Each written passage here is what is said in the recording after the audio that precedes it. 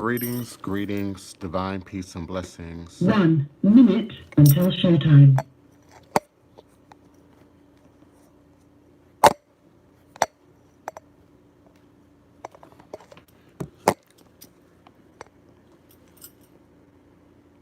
Greetings, welcome, greetings. I will be forward momentarily at high noon.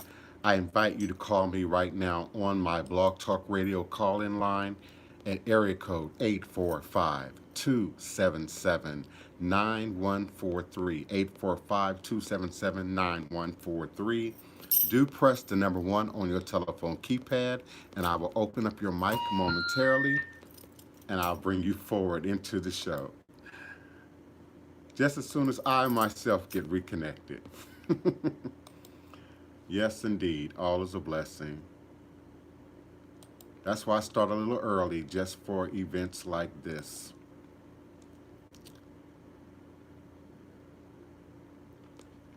Greetings, Kiona.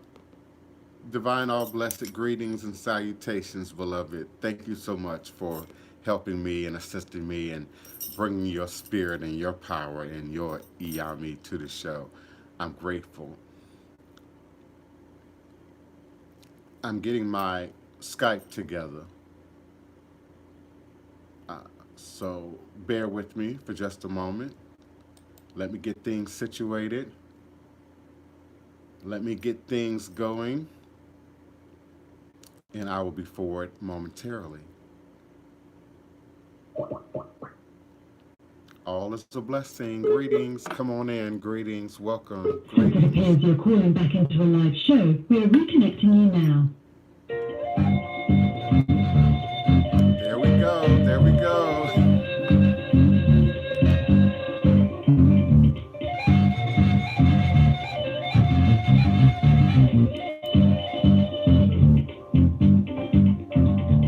Come back home to Africa. She's calling your name through the wind. Come back home to Africa. The fatted calf and golden ring are waiting for you once again. Coming back to you. I'm longing for my family. Coming back to you. Out of bondage and now I am free. Da da da da da da da da da da da da da. Come back home to Africa. She's calling your name through the wind. Come back home to Africa. The fatted calf and golden ring are waiting for you once again.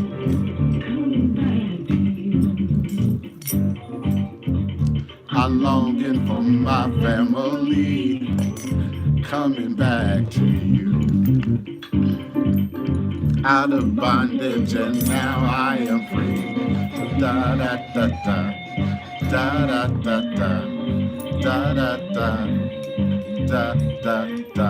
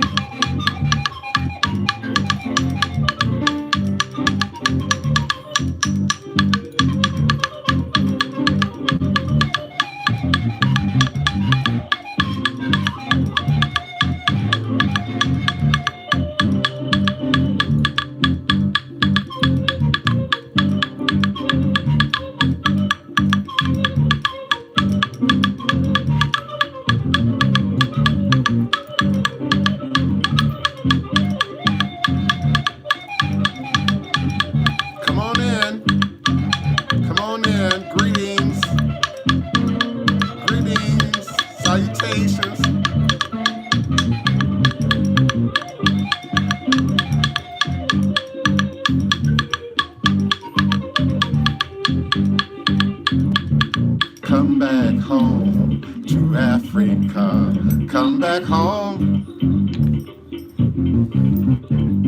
Come back home to Africa. Come back home. Da da da da da. Da da da da. Da da da da. Da da da da. Come on in. Come on in. The phone lines are open. Call in. Call in. Call in. Divine, all blessed greetings and salutations, joy and prosperity, manifestation, revelations. We are now sitting live with the Divine Prince, Pan-African spiritualist, practitioner, author, and advisor, Elagun Oloye Hoodoo Obeya Bokur, sharing with you in all things spiritual, mystical, metaphysical, cosmic, evolutionary, revolutionary, healing, and holistic from a Pan-African hoodoo world spiritualist perspective, understanding that all is truly and indeed a blessing. If you can just see beyond the veils, for it is all just an illusion and a test and one of the greatest divine mysteries of this life cycle. This is my constant prayer, my mantra, affirmation, reverberation, reiteration, and it is indeed my ever living reality. It is crucial to the very foundation of my understanding, my teaching, my walk, my works along this divine, all blessed life path and journey. And it is how I, the Divine Prince, make sense out of all that we're challenged with here in our daily existence on Mother, Father, Earth. It is the place from where I begin, the place from where I realize and crystallize all my endeavors, understanding that I and I alone create and co-create my divine destiny, and I alone create and co-create my divine, all blessed reality. And so it is, and so it is, and so it is. Ashe, Asheo. I greet you humbly.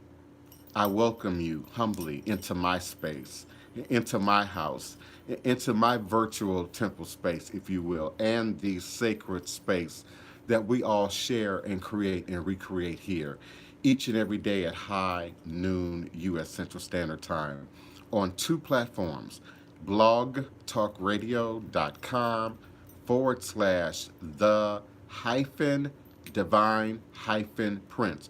Remember, you must put that hyphen, that dash in between the divine prince in order to pull up the correct URL in the Blog Talk Radio platform. And of course, you can also visit me at youtube.com /voodoo Thai. V like Victor, OO, D like David, OOTYE. And of course, you can call me now on my live listen in and call in number, for which I already have two hands already raised at area code 845-277-9143, 845-277-9143. When you're ready with your question, comment, or request, please be patient with me. I'll be forward with you momentarily. I'll come in, I'll call out your area code 3 times. Know that on the 3rd time, your mic is wide open, and then I invite you to come on in with your question, comment, or request, your offering for us for today. But as always, I want to acknowledge the great and mighty shoulders of which we stand upon. For indeed, without the power and the might and the strength and the fortitude and the patience and the temperance of our ancestors, none of us would be here. None of us would be present in this moment in divine time space. It doesn't matter if you know who they are or don't know who they are. It doesn't matter if you know who your grandparents are or don't know who they are. It doesn't matter if you know who your parents are or don't know who they are. Your ancestors stand up in your blood. Your ancestors are with you in every moment. Your ancestors are your first line of defense. For science has proven ancestral memory survives in the DNA, it survives in the blood. So your ancestors are always first and foremost with you. But today we also want to acknowledge the royal ancestor, of Oyo. We want to acknowledge him in all his names and all his powers and all his forms and all his fortitude. We also want to acknowledge the goddess, Mother Earth, the goddess of sudden change and transformation, the goddess who rides on the winds, and not just the low riding winds, but the high currents that create and recreate weather. And I speak about weather as sort of my euphemism, my symbolism for life and the many events that happen throughout the course of life. And weather is not all negative. Some weather we appreciate, some weather we enjoy, some weather we bask in, some weather we pray for, like rain. But then there are other forms of weather that we just prepare for and protect for and be sure that we're in our proper and most appropriate place in the systems of things so that divine justice, exacting and quick divine justice, which rides on these two forces, we often see them demonstrated as lightning, thunder, wind, rain, and again, symbolic of weather, but two mighty powers, two mighty forces. One, Mother Earth, is often misrepresented in the West as the queen to the cemetery, the Orisha who stands at the gate of the cemetery, and that's only relatively true in that she is indeed Mother Earth. She is muted colors, she is natural colors, but she's also nine rainbow colors and the nine rainbow skirt. Some of y'all know what I'm talking about for when she dances and she twirls and she whirls and she carries the black horsetail whip and the machete. She rides in power. She rides in justice, and in many cases, she rides with a great deal of fear and trepidation. The other power that we acknowledge, the other force that we acknowledge, represents the divine and exacting justice that rides on our head, that falls on your ori. And so it is about integrity. It is about how we operate. A king is not just all those lovely, joyful, indulgent things that we associate with kingship and rulership and being in a position of power. There's also the dark side when a king does not mind his ego, when a king does not mind his integrity, when a king does not take authority and stand up in his ability to rule and to make provisions and protocols that ultimately affect not just the king and the queen themselves, but the whole house and then ultimately the whole village. And so those of you who romance Shango, I get it, but be sure that you don't overlook the seat on which this power sits. And it sits in a seat of exacting justice. It sits in a seat of integritous behavior, morality, strength of character and fortitude. Shango, and I'm going to go to my phone lines momentarily. So, uh, in fact, I'm going to go to my phone lines now. Let's see, area code 323. Area code 323. Open up your mic. Area code 323. Is that Kiana? Greetings, beloved. Are you with me? Oh, wow. I done it again, y'all. Okay, can you hear me now? I can't hear you, beloved. Kiana, your mic is open. Area code 323. 323. Are you with me? 323. Okay, y'all. I'm having a problem with my Blog Talk Radio platform. I can't hear, and apparently they can't hear me either. Um, so I'm gonna keep it rolling. I'm gonna check in now on my YouTube live chat, and no one is in my YouTube live chat. Where is everybody? Okay, I can see you on my device. Yeah, Blog Talk Radio is not it's unmuted. It's just not working. And as you know, I can't like reboot Blog Talk Radio without without destroying the episode. And it's unfortunate because your mic is wide open. I just can't hear you, and you can't hear me. So I'm going to keep it going. I'm just I'm going to. here. Can you hear me? Yeah, I can hear you now. Okay, what? Okay, I can hear you. You had me thinking my Blog Talk Radio wasn't, but I did have myself muted at first. It was complete. Yeah, I did have So that's myself, what it was. Because at first I heard the intro. and then after I unmuted it, I couldn't get my phone callers to respond. I had another person who had their hands raised that was in the phones with me, and I'm not seeing you or hearing you now either. Um, so call back in at 345-277-9143. Often I set a platform, Kiana knows that, and try to build a foundation for context on which we have discussion in the show. And sometimes I'm trying to find my words of diplomacy right now. Sometimes it's a little challenging when people clearly jump into the show. Often they say they're a first time listener. They might be a first time caller. But if you, on your first time calling in, immediately cut to the juggler, what I mean by that is immediately cut to the free reading. You had some idea of who I was, what the show was about, some context about what the show was about before you called. I also take note, and I probably shouldn't be saying all of this right now, but I'm gonna be organic with y'all. I'm gonna be butt naked with y'all.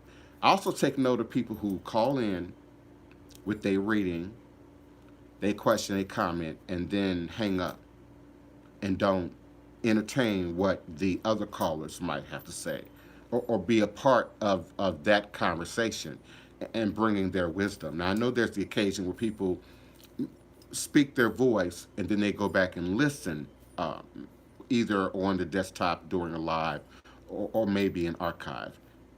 But I do take note, and it's something I took note of even in the previous Blog Talk Radio years before I came into YouTube Live. It was something that we noticed that there's a disruptive energy sometimes that'll come through. Sometimes it's in the technology.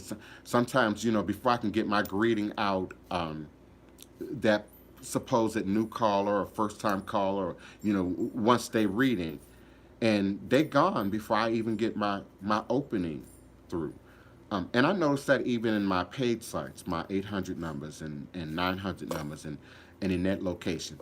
People who will not acknowledge spirit, who will not create sacred space. When you're going into a reading, when you're going into a consultation, you're just as responsible as creating sacred space as the person providing the reading. So there should be a greeting. There should be some peace and love. There should be some hello, something at the beginning. And this isn't about sharing your stuff. Many of you know I will stop you right in the middle of the road. Don't tell me your details. I don't want to hear your story. Not in that environment, because I'm getting ready to read you. And so I need to be able to hear from spirit or organically without your details. But I need your energy. I need you to speak. I need you to put your vibration on the table, and particularly in the case of a remote reading, where you're at a distance from me. We're doing virtual readings right now. Uh, People can't come into the house right now, and I'm not traveling right now. Some of you are aware of the site that I'm on, Fash, and Fash allows me to travel, and so people put in their email requests in various cities, states, locations, and then we have the opportunity to travel too. So that's not happening right now. Greetings, beloved. Stephanie Sewell, greetings. And greetings to everyone. I just haven't had an opportunity to refresh my page yet so that I can see the live chat. chat actively without using the mobile. If I use the mobile, then my hand is all in your face. It's all in the camera, and I definitely don't want to do that. Also, we're clicking in on 86.2, 86.2. So 86 didn't work. That was from the desktop. So I'm now broadcasting from 86.2. So please invite your friends and your family and listeners and haters to come on in.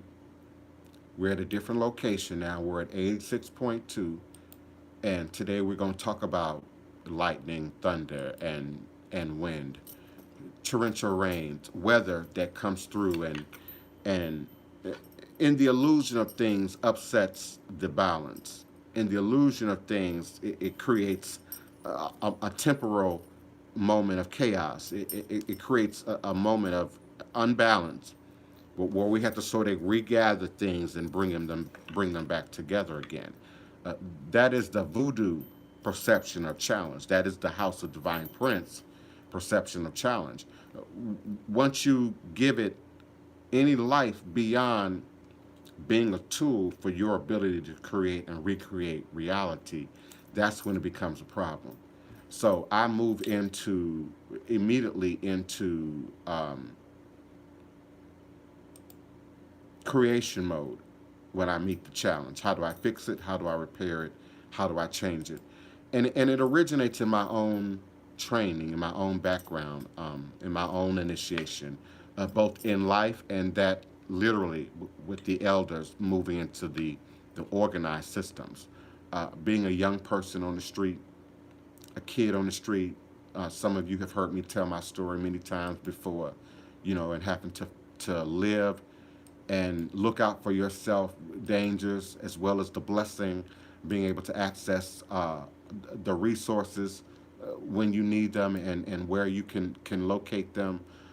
Your greater abilities, your greater skills, your higher octaves have to open up in that regard.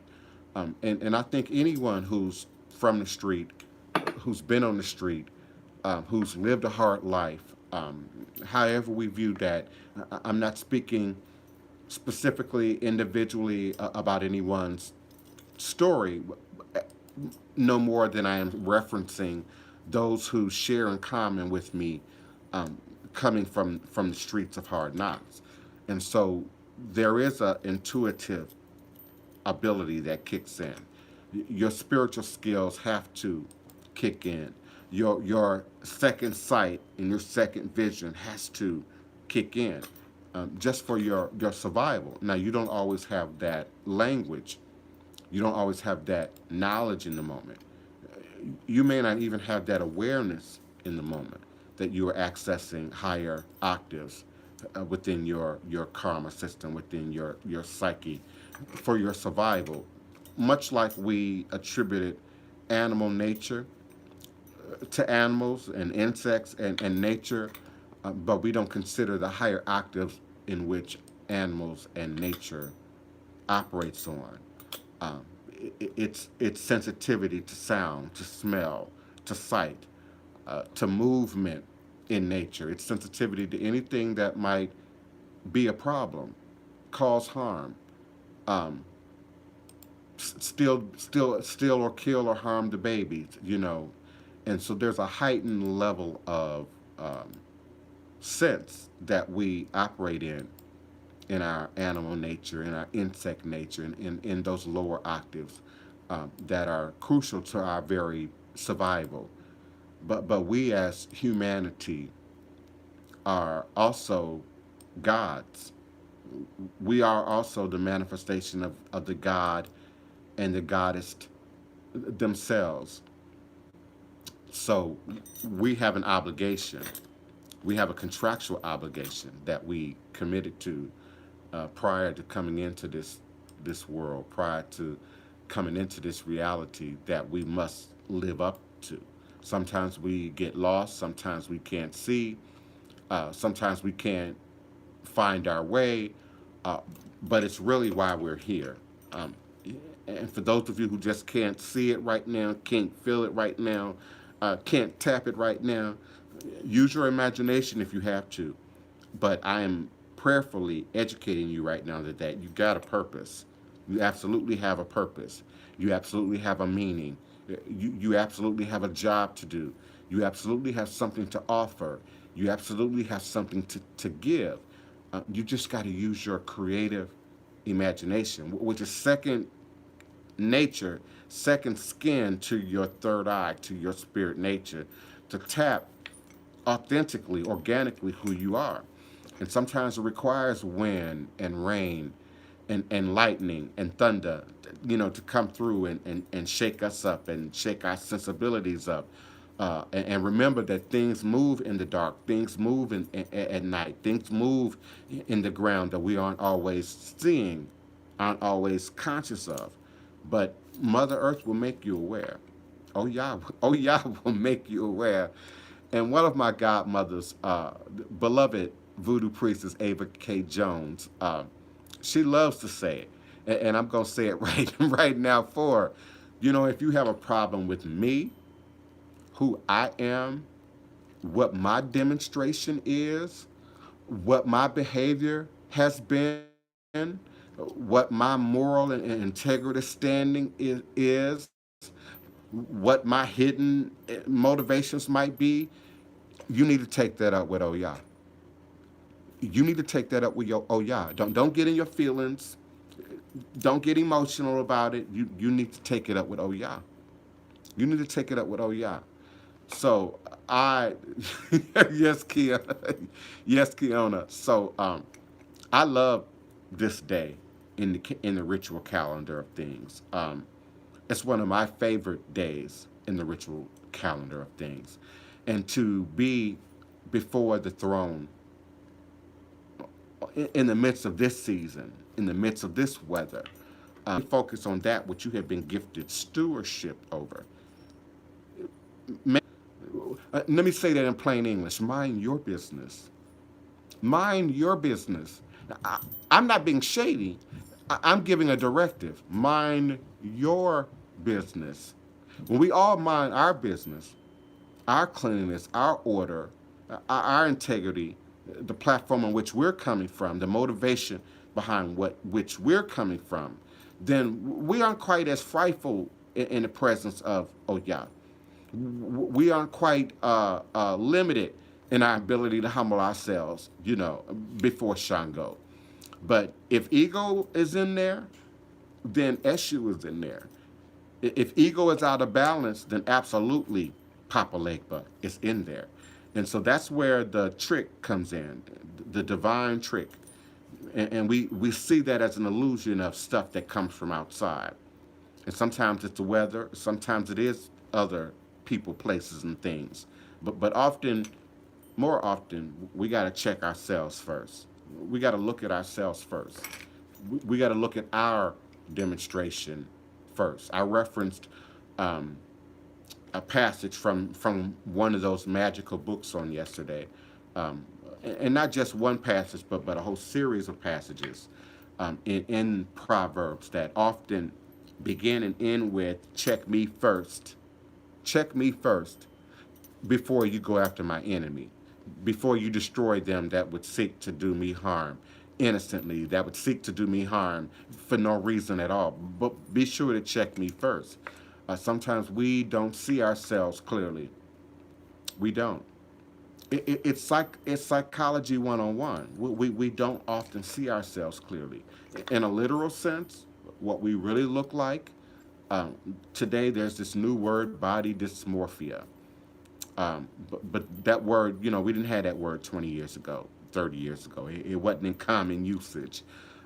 So it was just self-esteem. It was just how we view ourselves. It was just our ability to see ourselves and with clarity, and that not necessarily matching up with the truth of your divinity, with the truth of your beauty, with the truth of your craftiness, with the truth of your ability to create something out of nothing.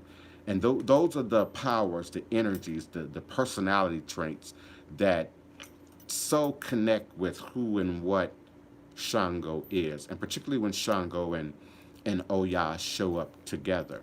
We like to see them as a marriage, as a partnership, understanding that Oya has had other suitors, and Shango has had other wives. When we look at the legend stories, the Pataki, the histories behind these deified energies. Shango is one of the Orisha that had a human incarnation, and so we say that he was the third king of Oyo. His correct title escapes me right now. It's not Araba. Uh, Ayaba. No, it's not Ayaba. I don't have it in front of me right now, but instructing about that power. I often like to use language that's common, that's easy to understand, that's easy to take in, particularly in this platform where there's so many who are listening, who are sharing with us, who are partaking with us, and in some cases taking notes. I like to think about ego. I like to think about that part of our ego that makes us puffed up and haughty and aggressive and greedy.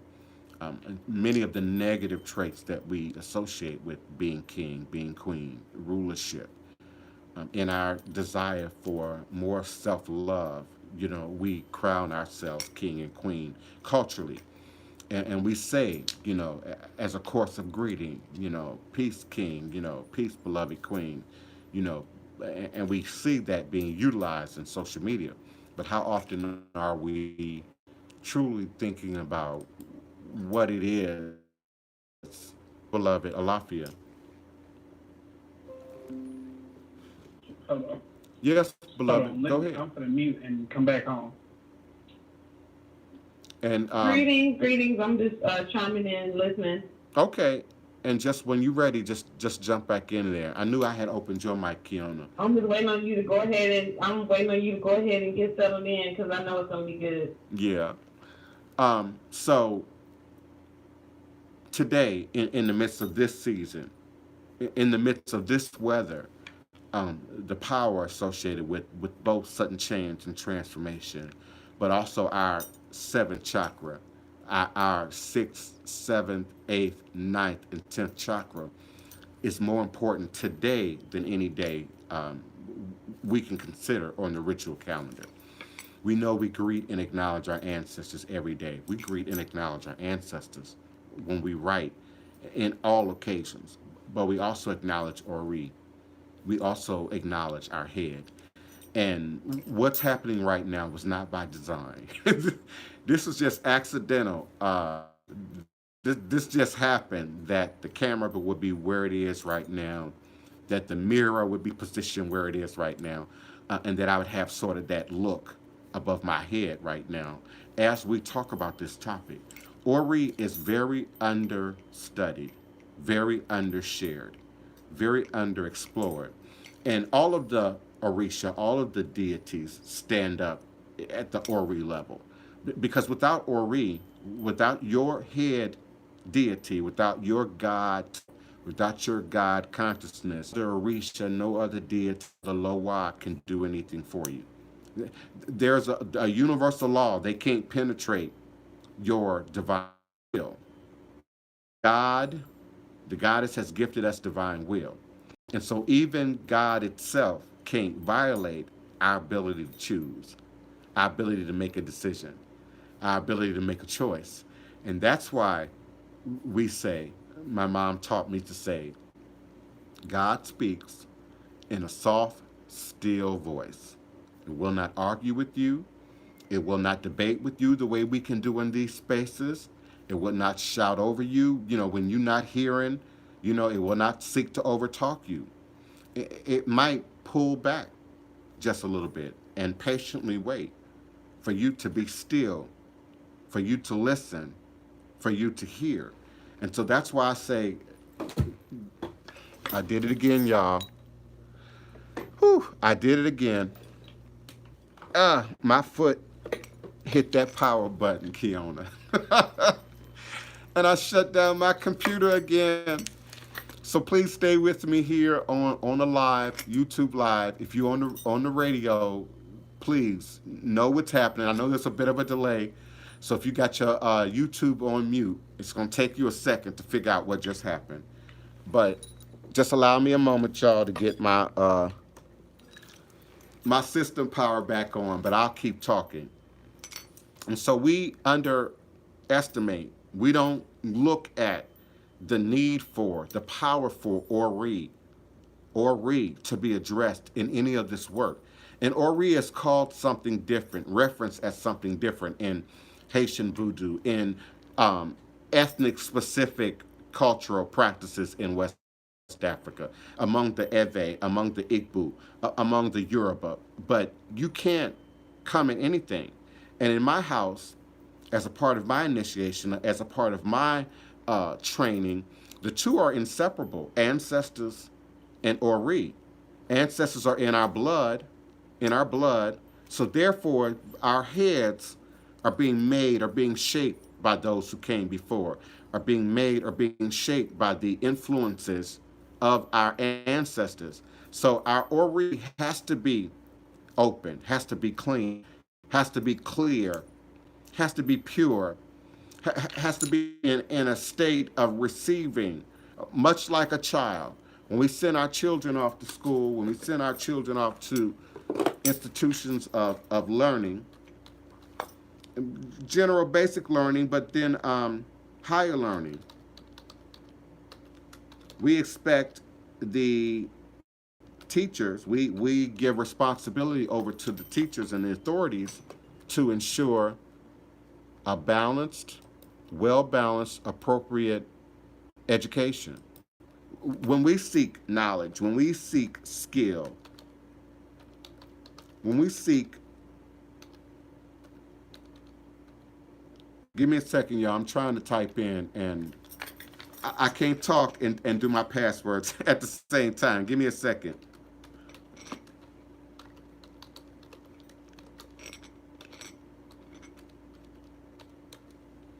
We expect the teacher, the school system, the mentor, the godparents to adequately prepare, adequately educate, adequately gift us and our young people and our children when we send them off to these systems. But we have to take in consideration, are they being fed breakfast? Are they being given healthy food at home? Are they living in a clean environment at home? Are they living in an environment at home that's conducive to learning, that's conducive to application of what we gift them as homework to then carry back home into that space? So we have to look at Ori, and Ori stands up strongly in Shango. I don't see it enough. I don't hear it enough. There aren't a whole lot of documents or books that I find, in my daily roamings around the world via the virtual internet. So I know that it's undertaught, it's understood. When I see some that claim Shango, I immediately look at the level of ego. I immediately look at their level of stewardship over the authority and the power that they have been gifted by way of the power of ego, by way of the power of Shango, I mean. I also want to note just a quick trivia fact about Shango. They brought cornrows and braided hair to the Americas. We know hair braiding to be about 1300, 3100 years old. And it is said historically that the Himba people, Himba, the Himba people in East Africa originated hair braiding. But we see as a cultural practice, a cultural phenomenon, particularly among initiates, priests of Shango, hair braiding. Even when we see the sculpture, the writings, as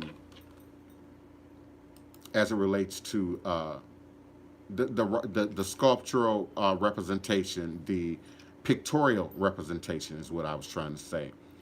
Um, for Shango, we often see uh, the depiction of cornrows and braided. Start your show now, press 1. To hear important instructions, press 2. Since it appears you're calling back into a live show, we are reconnecting you now. We see cornrows and braided hair, which represents authority, which represents position, could speak a language literally to the people, to the community about the authority of the kingdom, the authority of the nation, the authority of the king and the queen themselves. We also see the application of coral. Red coral belongs to Shango. So we find very pretty, colorful photographs online of Shango priest and priestess, Shango adherents with braided, cornrowed hair with the coral uh, in them. Coral, if you don't know, and I'm not wearing mine right now, comes from the ocean, comes from the sea, and it's a product of a certain animal life that creates this hard, calcified shell structure. And so these great coral reefs are created because of this aquatic animal and this aquatic material.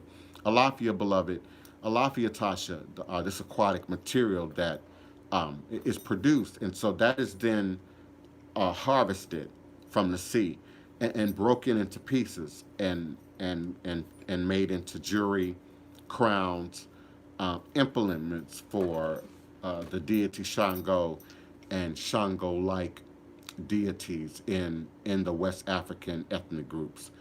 Keona, I believe that's you on the phone. I got everything back up for Blog Talk Radio. And your mic, of course, is still open, so all you have to do is jump in at your leisure. Anyone who wishes to call in now, you can at area code 845-277-9143, area code 845-277-9143, with your questions, comments, or requests. Of course, I am also checking my YouTube live chat room. So if you have your questions, comments, or requests ready there in the live chat, please just type them in all capital letters. That'll make it a little bit easier for myself and Keona to see them. If the system is not allowing you to type in all capitals for whatever reason, make sure you're using correct punctuation, quotation marks, and question marks. And correct punctuation if it's a comment, but you wish me to see it and respond to it. Of course, I respond to all greetings and salutations individually and collectively. I'm still getting my system up, so I'm signing in now. So give me a second so I can respond to you individually. In the YouTube live, and Keona, just say yes or something so that I know that my Blog Talk Radio is not tripping. Your mic is open, so just say something. Yeah, up and going. I'm here. Okay, that's good. Thank you, boo. Yes, so I'm back now with my live chat. It just needs to load. So I appreciate you. I appreciate the power of our ancestors. I appreciate the power of Oya, sudden change and transformation, and I appreciate the power of Shango. Our ability to operate and act in exacting justice, beginning with me, beginning with you, beginning with self, and beginning with our own heads and how we identify ourselves from our head.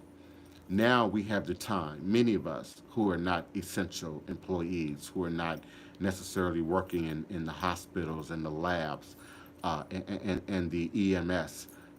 My hat is off to you, sincerely. And we pray divine peace and blessings and divine protection, health and wellness upon you and your family for those who are absolutely doing that work. I have family members right now who are doing that work. I spoke in particular with one of my niece on yesterday, one of my first cousin's daughters in the Chicago area, who's working at a lab. And I don't mean a lab in a hospital. I mean, the lab where you go and pee in a cup, the lab where they do drug testing, the lab where employers send you to get your lab work done. And she sent me a picture, in her PPE, with her face mask on and her plastic cover on and her body garments on. But other than that, it's business as usual in Chicago. And so I need to use my platform to tell you all, you need to get a clue. Get a clue. Your governor hasn't kicked in. Your state has not kicked in. And that's the case in Mississippi and many other locations around the country. You all still think that this is a rumor. You all still think that this is, conspiracy theory run amok. Some of you think that this is a small problem, not a big problem. People are still saying the flu is a bigger deal. The flu is not a bigger deal. The flu is not killing people in a matter of days, 12 hours, 24 hours. The flu is not shutting down, our medical facilities to the degree that this is. And for those of you who don't watch the news, who swear by not watching the news, this ain't the time for that. And I'm not here to tell you what news. I'm not here to pick a brand or a channel or a network or a publication. But you need to pay attention to the news right now. And not just your news, not just in your town, not just in your state or your city. Sometimes you have reason to not, to be skeptical of what might be coming into your local principality, particularly those who are operating in the protection of the main voice from the White House that's speaking right now. So I look at the news in Nigeria. I'm in the news in Ghana. I'm in the news in Senegal. I'm in the news in Paris. I'm in the news in London. I'm in the news in Brazil. And so there you get a better picture, a greater understanding of what we're dealing with. And Shango and Oya are doing their thing. You're looking for a literal storm. You're looking for a literal tornado. You're not getting this. This is the invisible enemy. This is the enemy we can't see. And there's warlike language in Oya and Shango. There's warlike language in the battle that we're now in as it relates to this virus. So we, as spiritual people, those who claim to be spiritual, and those who are operating authentically, or organically in being spiritual, this is the time not to be slack. This is the time to have your war gear on. This is the time to be girded, front and back, head to toe, in everything that you say you know, and everything that you say you believe, and everything that you say you understand, because now it's going to be tested. My regular listeners, I love you. I appreciate you. You've heard this before. You understand what I'm saying. I've been preaching this since 12 years ago, since 10 years ago, since 9 years ago, just without the absence of this kind of evidence, this kind of conditions to sort of push us to do what Spirit has been calling us to do for some time now. There has been a spiritual call. When I first started doing broadcasts, that was my opening. There is a spiritual call, a spiritual revival back to Voodoo, back to what's indigenous, back to what's organic, to who we are individually under the sound of my voice. Know that the truth lies in your Jacob's ladder. The truth lies in your DNA chain. The truth lies in better understanding who you are and why you're here in this present. And so our ancestors are a tool to that, or a greater tool to that than anything that we have in the real waking physical world to represent and access our identity. It's not always easy in today's life, and there's too many influences for which we could copy, we could mimic, we could follow behind, and they're not always positive just because they're popular, just because they're favored, just because they're in the pop culture, just because they're in the media, just because they seem to be making money. off of operating, and making their present position look glamorous, look romantic. But then we see growth. I see growth in Cardi B. I do. I see growth in Cardi B. I see someone who came out with what she had, with what she had to work with, to the best of her ability, and she brought it. And now, as many entertainers do, as many successful people do, as many athletes do, they seek to improve themselves. Now sometimes they fall off, stuff happens, and their humanness is amplified to a greater degree because they are in the light of the media, because they are in the public eye every day. I'm careful about my demonstration at home, in the streets, when I think nobody's looking, you know, and that's what integrity is. It's really about what you do, what you say, how you act, even when you think no one is looking, even when you think that no one can see you. And that's that part of Shango that's sometimes overlooked. That double head axe that rests on Shango's head. And those cornrows speak to hidden mysteries, hidden secrets, hidden treasures. They also speak to an algorithm. Some of you out there can braid hair, and you know what I'm talking about. There's an algorithm that kicks in, and you don't have to look, you don't have to pay attention. You can hold conversation, you can do other things while that math is at work. I've also heard stories about our enslaved ancestors hiding provisions in their cornrows. Did you know that? We had to steal food for survival. So you harvesting corn, you harvesting wheat, you harvesting grain, you harvesting legumes, beans, and things, and you're being abused, you're being oppressed. You don't think you would steal food in that condition? And so one of the ways that that food was hidden away was in your hair. They weighed the food, they weighed the produce, they weighed the cotton. They didn't weigh the slave, you know. And if you were creative in your gestures, you could tuck away while you're bending and grabbing and pulling and weeding and harvesting.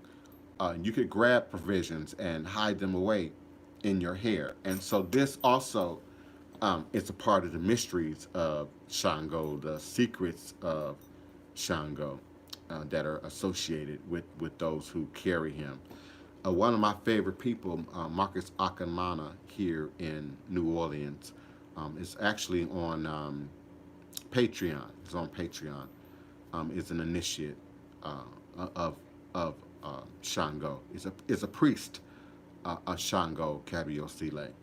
And though I say his name here out loud, within the tradition, you don't say some of these deities' real names, sacred names.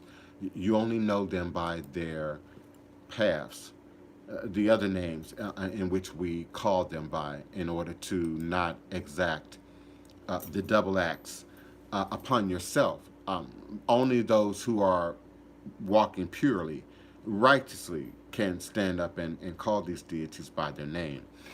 We also know Oya by other names, Oya Ajeri, the carrier of the container of fire, Ayaba Nikua, queen of death, Iya Yansan, mother of nine, Ayi Loda, she who turns and changes, Oya Yansan Yansan. So we know these deities by many names, and the many names and many paths also invoke other um, secrets and mysteries within the tradition. As the names have a English counterpart or a literal counterpart in our understanding, they also speak to other paths, other avenues in which these deified spirits manifest themselves in our lives, in our world. And sometimes in plain English, they sound aggressive. They sound warrior-like. They sound like the carriers of divine justice. And indeed they are. This is how they stand up in our world. And so right now, by way of Babalu Oye, by way of Oya, we are being forced through a sift or a sieve. What you put flour in or sugar in, and then you turn it, and then it comes out powdered and sort of refined on the other end. What do you call that?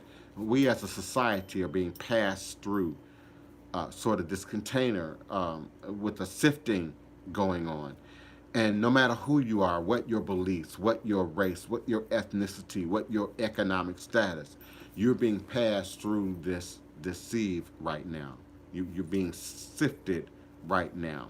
SIFTED right now in this process as Corona makes its way around the world, but also as our societies, our medical professionals get some sort of control and understanding over this. I was asked yesterday by one of my elders. Well, she didn't ask me, but she sort of made a matter-of-fact statement that every day they're saying something else. Every day they're shifting the story. And so we have to be reminded that this is new. And we are indeed learning as we go. That's how weather sometimes shows up. That's how Oya sometimes shows up. And you now have to re-examine your order. You now have to re-examine how you're doing things. You now have to re-examine the ingredients to a thing. Oya has 9 ingredients, so we always have to look at least 9 positions. Oya whirls and twirls and spins like Shango. So there's more than one perspective. There's more than one way of viewing weather. There's more than one way of viewing such change and transformation in the moment. And the trick is to stay in the center of the eye. Those of you who live on the coast and are familiar with hurricane and hurricane-like language, it's quiet in the center of the eye. The sun might come out in the center of the eye. There might be a semblance of peace, momentary quiet in the center of the eye, depending on the size and how huge your hurricane is. And then the swirling forces are way out, sometimes miles out from the center of the eye. So as that first side of the hurricane passes over, it's tearing up stuff, pulling up stuff, wind, rain, torrential, your house is shaking, you feel it, you hear that roaring sound of the train that they associate with the tornado.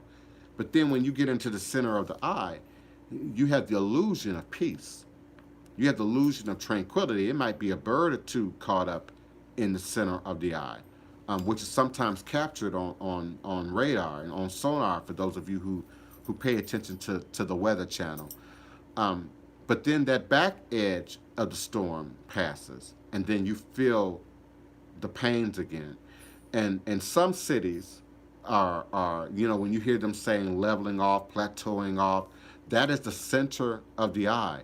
It is not a direct prediction that as we move forward, we then are going to drop again. It's not a direct prediction of that. And often they aren't saying much too far ahead. One, because they don't know, they can't see. They do not have a crystal ball like I have. That's one of my pet peeves when I hear them get on the news and say, well, we don't have a crystal ball. And I do. So they aren't saying much out far ahead of this. One, because they don't know, and two, because they still don't want to create the idea of panic. So they're saying, go out now. Here in Louisiana, they're saying, and if you live in other areas in the country or in the world even, but particularly in the U.S., hear what I'm saying, because it's coming. If you don't live in Detroit, New York, Chicago, Los Angeles, and these are places where it's already blowing up, where it's already escalating. It's coming to you. Milwaukee is coming. Baltimore, it's coming. You side cities, side towns, sister cities, brother cities, twin cities, it's coming. It's coming. And so don't fall for any illusion of peace, of protection, of safety that you haven't secured for yourself, that you haven't moved into place for yourself.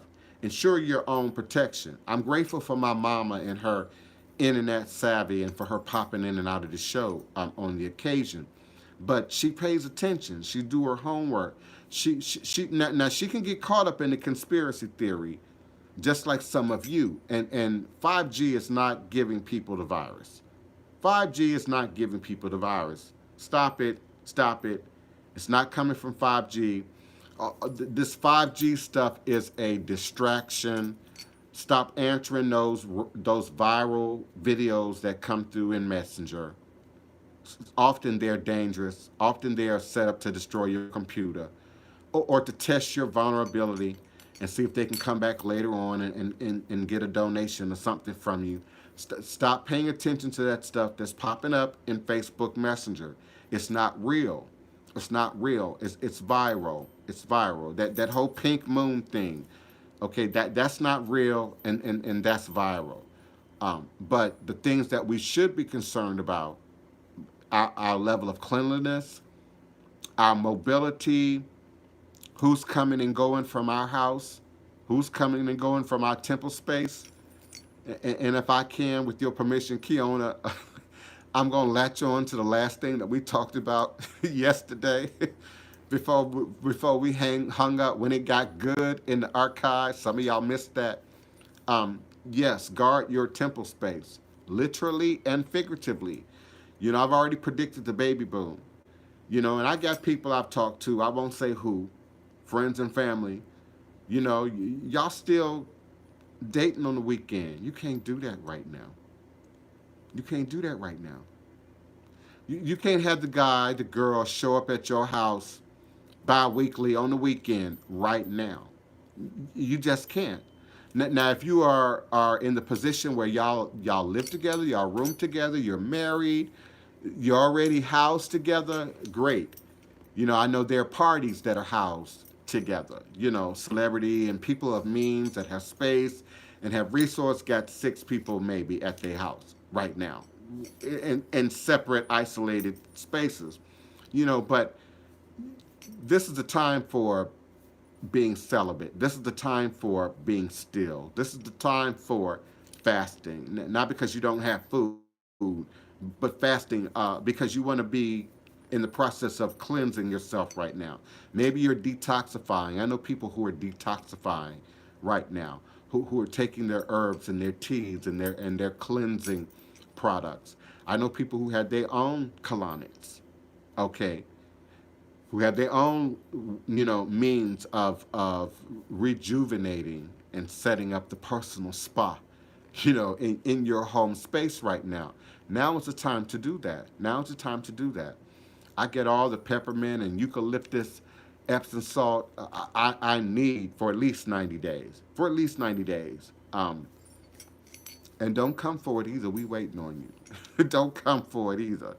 I'm hearing more in the news and in pop culture about people now being targeted for your basement full of toilet paper, being targeted for that abundance of resources that you might have that others can't get right now. Even online, even on the Walmart, you know, grocery delivery, even on your Amazon delivery. It's like a video game. And I'm hearing you got to be up in the wee hours of the morning to secure those open appointments when those open appointments come. So it's a new day. I know you don't want to talk about it. I know you don't want to hear it anymore. I know it's already on your news, but I'm trying to give it to you from a holistic perspective, from a way that we can empower ourselves through this process and survive this process. In my affirmations of be alive, at the end of the day, I need you to be alive. And I need your children and your grandchildren and your grandmothers and your great-grandmothers and your aunties and uncles and everybody to be alive. Get over this thing that it's for old people. Y'all not still saying that, are you? It's babies that are dying. It's a mother and her child that die. It's teenagers that are dying. It's 20-year-olds that are dying. Get over that. Get over that. We're also seeing new patterns in new geographic locations. Certain things, for instance, here in Louisiana, one of the symptoms is in your stomach, diarrhea, and digestive issues. You didn't hear that in New York. You didn't hear that in the stories of China. All you heard was respiratory and in your chest and in your breathing, which is a part of this. But I'm not a scientist, I'm not a doctor, so I don't want to, but it's morphing, it's changing, it's becoming something else. We just don't know what, and we don't know enough about it to make sense of it. So all we can do is do what is offered by the doctors, offered by the CDC, offered by the medical professionals. But for our spiritual people, we need to handle our business every night at 6 o'clock. The religious institutions are ringing bells at 6 to denote our active participation in prayer and ritual. And I invite hoodoo, root workers, witches, wannabe witches, tarot readers, astrology practitioners, healers, heal hers, doulas, all of you to ring your bell at 6 o'clock. Ring your bell in an act of ritual unison at 6 p.m. We're doing it at 6 p.m. our time. You'll probably do it at 6 p.m. your time. But 6 p.m. we're ringing bells and we're acknowledging the power of prayer and the power of ritual and the power of magic and the power of the higher forces, the divine creators, to act on our behalf through this. It's not a denial of medicine. It's not a denial of science. You know, that's not what this is. It's co-relationship. It's co-relationship. I'm in co-relationship with my medical providers to also access alternative medicine. As long as there's an agreement, as long as everyone knows what's happening, you're doing a great thing. It's when you start hiding it from your doctors or not even considering your doctors that we then fall out of balance. So my clients know, you know, if it's physical, handle it physically. Handle it with your doctors. Handle it with your pharmacists. Make sure that our health professionals are adequately accessed in the process. But then if you want spiritual, expert, professional, spiritual work, then you can come to me. Then you can come to me. And again, I am a left brain practitioner. Left brain practitioner. It's got to make sense. It's got to be practical. It's got to be applicable. It's got to manifest result oriented in a reasonable time frame. If you're coming with me, I'm not dealing with fairy tales and cartoons and movies and made up stuff. I do that when I'm acting. I do that when I'm doing cultural performance. And we get paid to be creative and use our imagination. But here, in this space, this is the keep it real space. This is to keep it real. Our lives depend on it. I appreciate those of you who are with me. Hoodoo Occult is my C. You're back with me as well. Your mic is already open because I know who you are. So if you ever want to come in with a question, comment, just jump right on in because your mic is already open.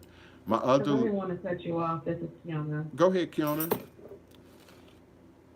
So when you speak on you know, basically practicing abstinence at this point and being in tune, to paraphrase this, to be in tune with spirit and hear from creation to know what you're supposed to do so that you can move accordingly and come out on top and come out alive. Most importantly, seeing how the Black community and Latino community are dropping like flies, but everyone else they're leaving too, but not as fast as we are.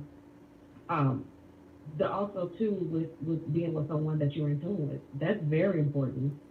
You know, since we're in the end days, as the medical book will call it, because I am not trying to be caught up with somebody that if I'm going right, they're going left, and we're not in this together, because or I go with them when we're supposed to go right, and I end up dead because they're not in tune with spirit. They're just going off their flesh, and they don't know what they're supposed to do. And beloved, That's Kiana, very important, especially as women. Kiana, let me respond real Yeah. quick, because you didn't drop a bomb in there that I cannot let pass without commenting. Um, Okay. Now I'm with you Okay. on everything, but I'm not down with the end times thing. I don't believe in end times, Okay. and let me tell you why. Okay. It's not just I have some aversion to the Christian way of looking to things. My response to that is well thought out, well studied. When I look at the Hopi, for instance, the world's been recreated at least 4 times according to the Hopi.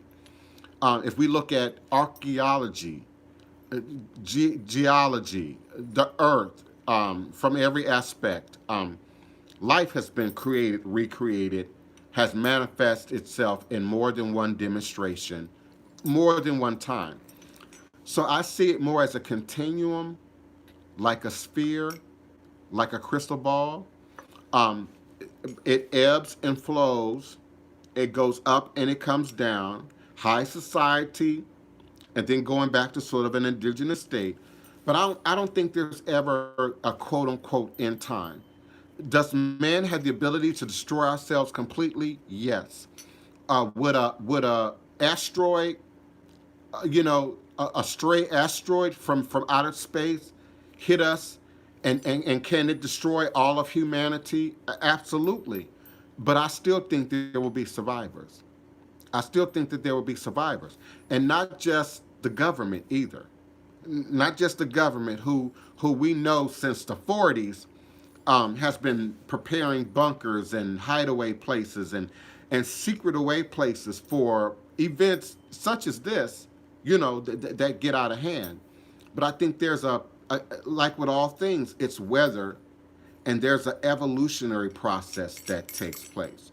When we think about Atlantis, Lemuria, that was the end of their time. They might have said it's the end times. But then society, life, technology was reseated by somebody and picked up and sort of moved on again. The second thing I wanted to comment at, in agreement with what you were saying, I just want to disagree that it's specific to the end time. We need to be concerned about who we hooking up with normally under any weather. Right now just makes it more obvious to us. When we talk about the virus, that makes it obvious in a literal carnal sense. When we talk about syphilis and gonorrhea and HIV, that makes it obvious to us in a very physical, literal sense.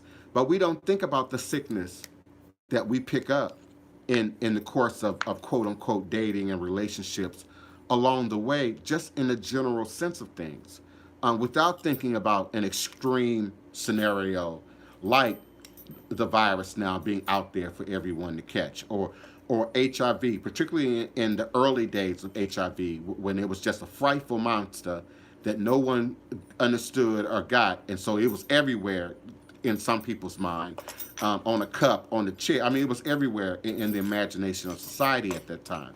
So that level of fear often kicks in the most, calamitous events. But it should be an awareness, not necessarily a fear, but a conscious awareness that we teach young people at a very young age, before they even get into dating, experimenting, doing a little this, doing a little that. Because indeed, you pick up things that might not be general warts, which you can't get rid of. You got medication for it, but you can't get rid of it. Um, but it shows up then on other levels of who you are.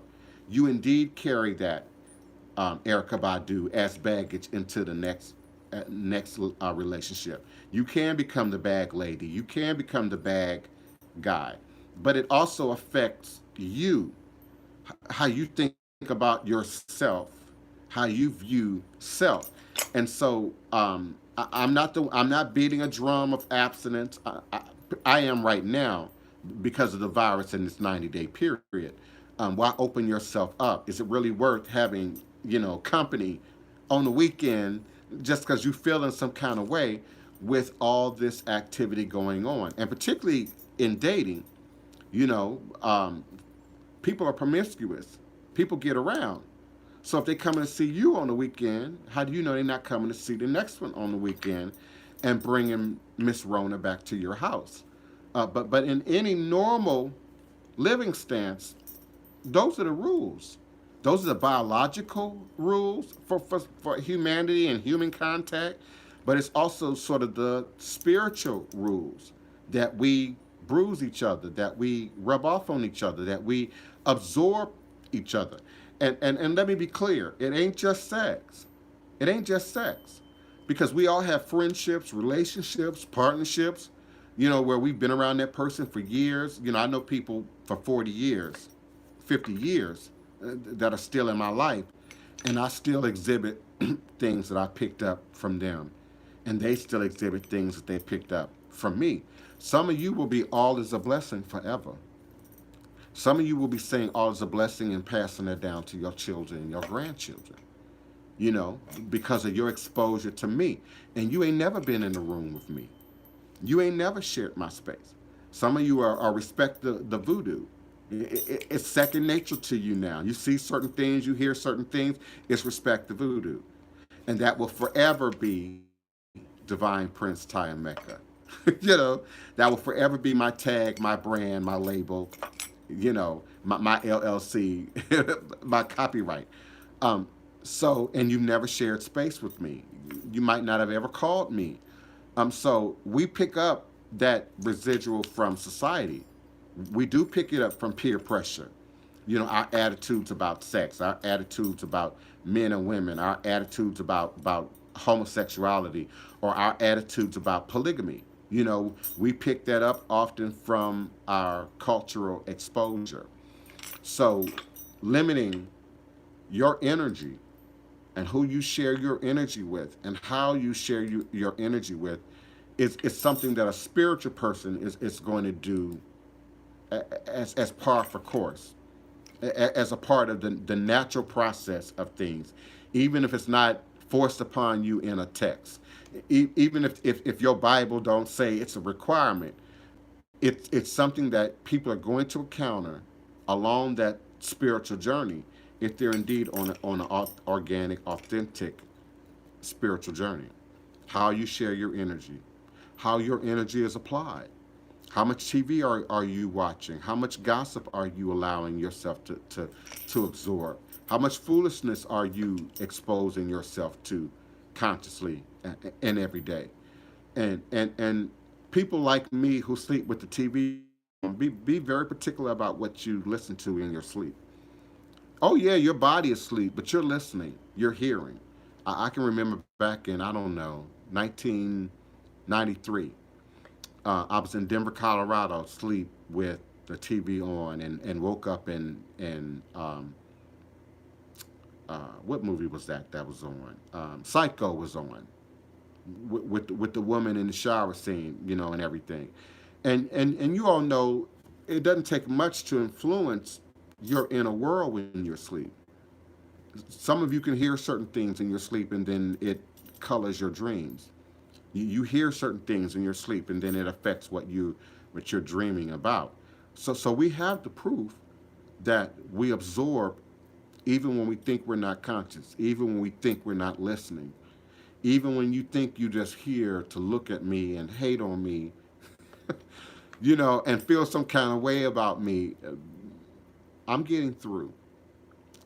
You still here. You still a part of the audience. So yeah, Kiona, we got to be very conscious. I'm cautious to say women even more so than men because of that physical element to what we're talking about. But the reality is we all have the same parts spiritually. We all have the same vulnerability spiritually. So men are just as open to absorbing nasty women behaviors as women are in absorbing that of men. That of men. That was a great conversation, by the way. I got a lot of feedback about the last hour of yesterday's broadcast. I think I was able to keep it going to some degree on YouTube Live, so it may very well be in the YouTube Live archive as well for people who weren't here yesterday or didn't stick around for the entirety of the show. Greetings, Julia Rose, Divine All Blessed, Regina Rabbit's Hole, peace and love to you, beloved. Keisha Smith, health and wellness. Seven the Gentleman, prosperity and joy. Ra Singer, divine all blessed love to you and yours. Regina's Rabbit Hole, Keona Carter, Leona Hat, thank you so much for showing up. Tasha, Taste with Tasha. Taste with Tasha Love. I love you, appreciate you. Um, I appreciate your love and your strength and your endurance. Nikki Walker, thank you, beloved, for being present and being a part of the show. Hey, my mom is here. Greetings, Gary Von Savage, the evangelist and book author. Gary Von Savage. Sisters, please read my mama's book. Please read my mama's book. You can find my mama's book on Amazon. She has more than one book, but the one in particular, a letter to my sisters, a letter to my sisters by Gary Von Savage, written and authored and penned by my mother, Evangelist Savage. Please read her book.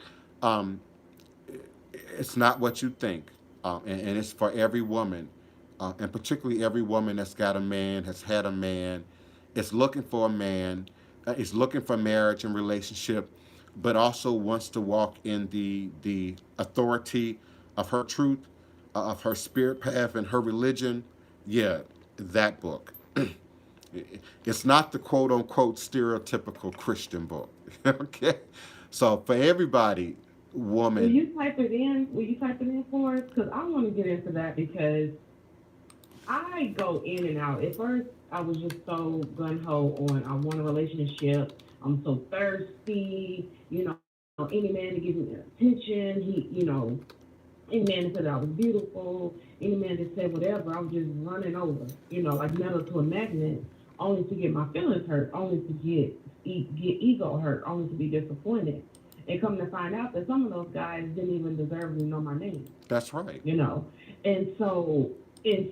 let alone lay with me, and I felt like I ruined myself because I can't blame them, it's my narrative. And that book was so important because now that I look back on it, at a certain age, I don't even think dating should go unchaperoned. I don't care if they're 18 or 19, they're still teens. Mm-hmm. Mm-hmm. Because the way we're, with the divorce rate where? We're not getting married. That's right. More baby mamas and baby daddies than anything. That's right. And I like how you said, didn't deserve to know my name in the first place, let alone get to know me or be intimate with me. And my mama says that so eloquently in her book because my dad didn't deserve to know my mom. My dad didn't deserve to be with my mom. He wasn't on my mom's level. He wasn't going where my mom was going. But sometimes when you're young or naive or so caught up in your philosophy and your ideology, which is why I say this is for everybody. If you're a Hebrew Israelite or a Muslim, or Rasta, this book is for you because we often get locked into these traditions, get locked into these beliefs, get locked into these religions, and lose our way, lose our mind, lose our self-identity. And then when you add children to the mix, and then how the children are affected by it, carry the wounds from it, I'll have to deal with the demonstration repeating itself and separating what part of the demonstration is worth keeping and what part of the demonstration needs to be tossed away. We have to be more cautious about how we share our energy, why we're sharing our energy at any particular time, why we're giving, why we're gifting, often gifting, Gifting, someone that you known 48 hours, 72 hours, 3 weeks, 3 months, and gifting them your greatest jewels, which is yourself, your body, and the generations to come. Uh, Women, in the case that you are fertile and able to reproduce from these connections. So it's a powerful book, I think, for both men and women. Um, my mama, Is of she course. still in the chat? Because I want to ask mom. I want to ask mom because anytime that I've been with a man, and I've had someone else tell me this was true, but any woman that is listening to the sound of my voice, please type it in the chat. Do you or do you not, out of when you have premarital sex, do you feel dead after your transaction, And better your yet, exchange? and I listen, want to know. Kiona, better yet, I wish they would call in. If my mama is listening, Please.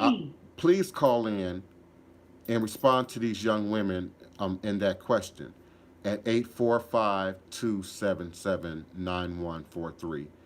845-277-9143. Now, I will speak as a male. I will speak as a homosexual who understands men and women from a different perspective than men and women see themselves. And I'm going to tell you, everybody feels that, including men. Do not be beguiled by the quote unquote dog image of a man. They absolutely are broken and carry that brokenness with them. But they also pick up toxin, residue, not from you or the woman that they are using in that moment, but from their own actions and from their own activities. I know from my clients, from some of my godchildren, from some of my male friends, for some of my brothers, that, yeah, men feel that. Men absolutely feel that. And they can conceal it to some degree in a better man, in a different way. I won't say better, in a different way than women. Just like the reality is, if we aren't careful, if we don't use protection, the woman is carrying the baby for 9 months. So it gives that illusion that all the weight, all the responsibility, all the energy is on the woman. But that's not true. These men absolutely are damaged by their own behavior, damaged by their own past, their own background, their own uh, abusers, and then they carry that forward into the world just differently than women. And I also say, some people don't agree And I with can me. believe that. Yeah, I also say, and some people don't agree with me, it's a man's world. At least right now, it's a man's world. James Brown said it's a man's world. I believe you, but they're gonna have to marry me. And And you know so, what? I feel hold like I on, had hold a on, debate with this guy hold the other on. day. So what I mean by that is the rules, the protocols that we are following and living under right now, man created for the most part. Man created. So women are just put in a position to feel the results, to be the victim, to be empathic and carry the toxin, the energy that's being created, literally and figuratively. But I want you to know, since I don't have any women on the phone yet, I don't know where my mama is. Maybe she's using her device and she can't call and be online at the same time. I'm not sure she's even still in the chat. Um, but if she is, please call in mom at 845-277-9143. Kiona asked any woman to call in and share your experience. You can write it in the chat. It's okay. But calling in would be just so much more interesting. you know? But yeah, men do carry it. I think boyfriend and girlfriend is a scam. I don't. I think marriage is a I think scam. I do. Marriage is a You scam. do? Boyfriend and girlfriend is not the scam. Love is not the scam. Partnering up is not the scam. Having children is not the scam. That which man has put his hands unto is the scam. That's why the number 5 is problematic. The number 5, because it represents the pentacle in its upright position. Some people say that's nature. Some people associate that with Wicca. But that's nature: earth, water, fire, air, and the mind, or the gases, or the ether. But when that is inverted or upside down, it becomes the goat head. It becomes a symbolism of witchcraft. It becomes a symbolism of dark magic and control and manipulation and binding and overpowering the will of another. Overpowering the will of another. So when we get involved, when humanity gets involved, when man and woman gets involved, inadvertently, problems gonna show up. Human error is gonna show up. So I don't have a problem with dating, marriage, partnership. The creators built that into the wiring for attraction, for intimacy, not just for procreation either. You religious folk, okay? Because everybody's not here to make a child. Everybody should not be a parent. Sorry to cut you off. Sorry to cut you off. Mom is trying to call in, but she's saying that she's getting yesterday's program. I'm sorry to cut you off because that was important, but she's trying to call in. I don't understand how, Mom, how you would be getting yesterday's program. Now, I don't even see your phone number on my switchboard. Mom, call me at 845-277-9143. I'm not seeing you even on my switchboard, so I'm not understanding how you would be getting the old show. But call in, please. Call in. Okay, now Mom's on. Hey, Mom, greetings, 601. Greetings, Mom. Hey, son. Peace and love. Hello, can you hear me? Yes, we hear you clearly. Hello. Kiona was wanting you to, one, talk a little bit more about your book, and two, she offered sort of the idea that when she does have intimacy with men, when she is having premarital sex or sex out of a real relationship, she feels dead inside. You know, we are more spirit than we are flesh. And I don't care what religion you're following, what beliefs you follow, you can't get out of the fact that your body is your body, and you are spirit, soul, mind, body, and all of the parts.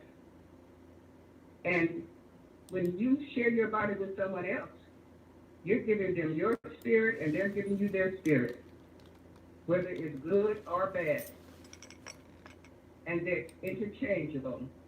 And that affects your mind, your thinking, your environment, and your children, most of all. I thank God for the Divine Prince because he is truly very intelligent, forthcoming young man. He has taken the lemons and made lemonade out of it. And Mom talks about the lemons Did I answer your question? in the book. Go ahead, Kiona. No, I'm just honored that she's imparting her wisdom upon us because oftentimes we don't really get this. You know, our elders have been forced into silence. You know, and we're seeing ratchet TV, and we're seeing that women being objectified, and you know, you have to use what you got to get what you want. You know, and to hear that it's a gift, and to take back what God has given to you and use it for while you're here, and not use it for material gain. Use it as your service, you know. And if you're going to be linked up with someone, be linked up with someone that you can grow with. Because I do, and I feel it. I feel the toxins. And it comes up. It'll suppress, and then it'll peak its head. It'll suppress, and then there's the energy that'll peak its head. And I've had, to where I'm practicing abstinence now, and the guys say, oh, why won't you let me in? And I told them, I said, it's too high of a cost. It's too high of a cost. It's going to cost me everything just to lay my soul, my life. I don't know if they have demons on them, Mom. I don't know what's going to come with them for me to lay with them. And then now I got to go to the Divine Prince and have this stuff cast up off me. And who knows how long it'll take. Guys, GUY. Yeah.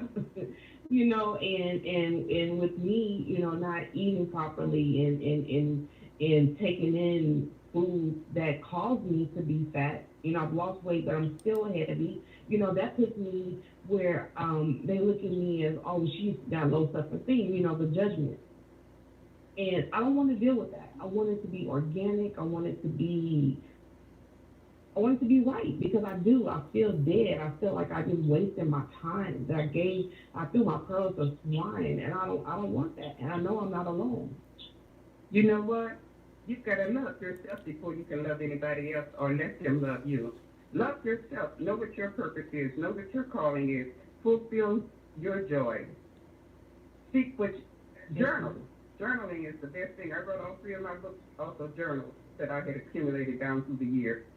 And express your love for yourself. And then nobody can tread on you, nobody can put you down, nobody can say that you're beneath them, because we're all on the same level. We're all made in the same image. We all have the same parts in our being: spirit, soul, body, mind. And once you love yourself, you know who you are. I had a friend to tell me when I was going through something, look in the mirror and talk to yourself. Get some affirmations, whatever affirmations that are positive and make you feel good. And don't listen to those friends that are always talking negative or talking down, not necessarily about you, but like DivinePrince said earlier, just gossip. Anything positive, pull it into your life. Anything negative, push it away from you. Yeah, I agree. Remember, you know, I just remember when I was reading, and it says, you know, and I know everybody here is on different paths, but I still refer to the magical book at times.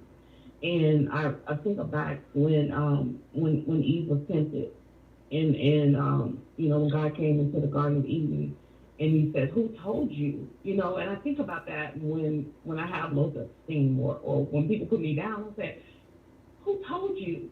You know, who told you that you're fat? Who told you that you're not enough? Who told you? Who are you going to believe? And that's what I'm hearing when you speak now. So thank you for that. And one last comment. You've got 3 openings in your head: your ears, your mouth, and your eyes. Be careful what you absorb into all 3 of them. I'll share. I agree. I agree 100%. Listen. Yeah, And I'm going to get off the line now and let DivinePrince go on. All right. Thank you for Thank you calling. so very much. Thank But you. I'm seeing on Okay, TV. thank you. God bless you. Peace and love. Thank you. And please buy the book, y'all. I put the link to buy the book, to find the book on Amazon, in the live chat. So I appreciate you all supporting the book. If I had to say in a word, in a phrase, what the book is about, it's about women who put their man or a relationship or a lover or their spouse in the position where God should be. And you hear me say enough on this show that you are God, you are the goddess, you know. And so, as like my mom said, you have to do for self first. You have to find joy and purpose for yourself first. There should be 2 people bringing 100% to a relationship. It shouldn't be 50-50, you know, 70-30. You know, that's not balanced, that's not whole, that's not equal. So we're looking for love and relationships and outside things to make us, to fulfill us, to give us a sense of humanity in some cases, let alone normality. And we're not just loving on ourselves. We're not just doing the work of doing our own work, our own homework, and then coming together with someone who's of a like mind, someone who has a shared purpose, or someone who complements, brings something to the table. I don't understand developing relationships where one doesn't bring anything to the table, or isn't bringing their fair share to the table. So I appreciate my mom calling in and sharing her opinion. I know I kind of put her on the spot just a little bit, but I appreciate that she actually did pick up the phone and call in. Thank you, Faith London, for being present. I appreciate you for supporting the show, listening to the show, um, and for being here with us in this sacred space. I appreciate your questions, comments, and requests in all capital letters in the chat. If you are listening with me on the phone line, and it's about a dozen people with me on the phone line, do a call in at 845-277-9143 and then press the number 1 on your telephone keypad, and I'll be more than happy to unmute and open your mic. It's another day. It's another day. And I should say it's a new day. It's a new day. Um, the world that we thought we lived in, the world that we exist in, does not exist anymore. Does not exist anymore. It's a new day. This vibe with a new purpose in a new life. Corona is just the present weather in which we exist in. And as I suggested on a previous show, it's a unique opportunity in time space where it unifies humanity for one purpose, one reason, ultimately one goal. Yes, different nations will handle it differently. Different principalities and municipalities will handle it differently. Different governors will handle it individually and differently from their perspective. But it is a unique event in time that affects all humanity and forces us all to reconsider our reality, consider how we are living, how we are growing, and how we are doing that. Kiona, I appreciate your questions and your comments, and your willingness to be sort of naked and vulnerable. I think everything is okay. My screen says you're live and everything is okay, but then my desktop, I refresh and it continues to buffer. So I keep talking because I know you and others are on the phone, and so I don't want you to hear It's side. getting good. So somebody asked a question. Somebody, I said it's getting good in the chat. So somebody just asked a question about they're curious on masturbation and the spiritual effects, and they also gave your mom some kudos, saying that she made some excellent points, which she did. Thank you, But they want to know. PJ Dynamite. I appreciate you. I've never seen your face or your username before, so I appreciate you being a new listener and participant in the show. You're not just here to listen, but you got questions, and I appreciate that. I honor that in you. Um, Masturbation is I don't want to say it's tricky. Um, Again, it depends on where your head is. It depends on how healthy you are. It depends on how cleanly you are operating within under normal conditions. So I'm going to say the negatives first. It can be an addiction thing. It could be a reaction to life or the absence of physical contact. I do think there might be a problem with people younger than you who are growing up in this technological age, who are growing up with the internet and the devices, who can access sex and sexual demonstration and porn at a very young age, particularly if parents aren't watching how their children use the tablet, use the cell phone, use the internet. I know there was a time, things have changed a little bit, where in any random search, porn was there. And so it made it real easy for children and young people to sort of be exposed to that. And so there's a point where we're over gratifying ourselves. We're only thinking about the immediate gratification. We get locked into the porn aspect um, of masturbation, assuming that there's a porn aspect. Some people might just be using the contents of their mind, and that's different. but it can become addictive. It can replace real world communication. Absorbing too much porn absolutely alters how men think about sex and what sex is and how sex should look. We know porn is just not real. It's fantasy. It's edited. It's cut up. So what you're seeing often is not real in the porn. So that aspect can be toxic, can leave residue. I think in its most natural form, masturbation is natural, and babies, children, infants, even before they start developing all the negative stuff that we with sex, before they've been touched by anybody, it's human nature to explore your body, to explore feeling. But once those hormones and chemicals get moving, at 13, 14, 15, 16, 17. So there's a healthy place for masturbation. There's a healthy place for safe sex and not really going out and exposing yourself to people, places, and things. But I'm concerned about what a person is thinking about, what their focus is, what might they be avoiding in the real world, in real life, once masturbation becomes an obsession, once it becomes something that's overused as a tool to replace or to fulfill something else. So voodoo, and I personally don't necessarily have a issue with masturbation. Now there's a more conscious part of it where you're focusing in on a particular person, for a particular reason, trying to draw people to you, trying to maintain a connection that might have broken down or been dissolved at some point. Again, if you're not healthy spiritually, emotionally, intellectually, it can be a slippery slope. And so sex magic can be a dangerous thing, utilizing sex magic to control, to draw people to you, particularly against their will.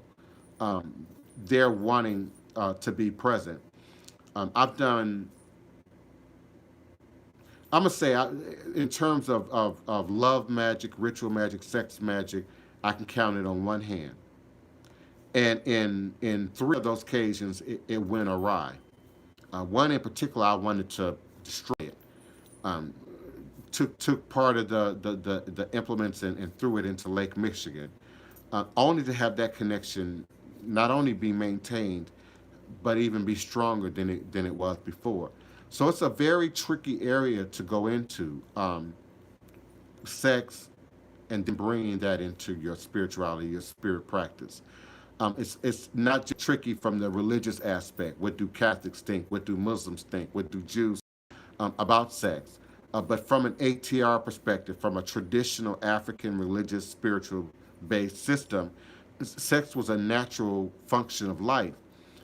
In Africa, pre-colonialism, pre-missionary intrusion, sex was just human. Sex was just natural.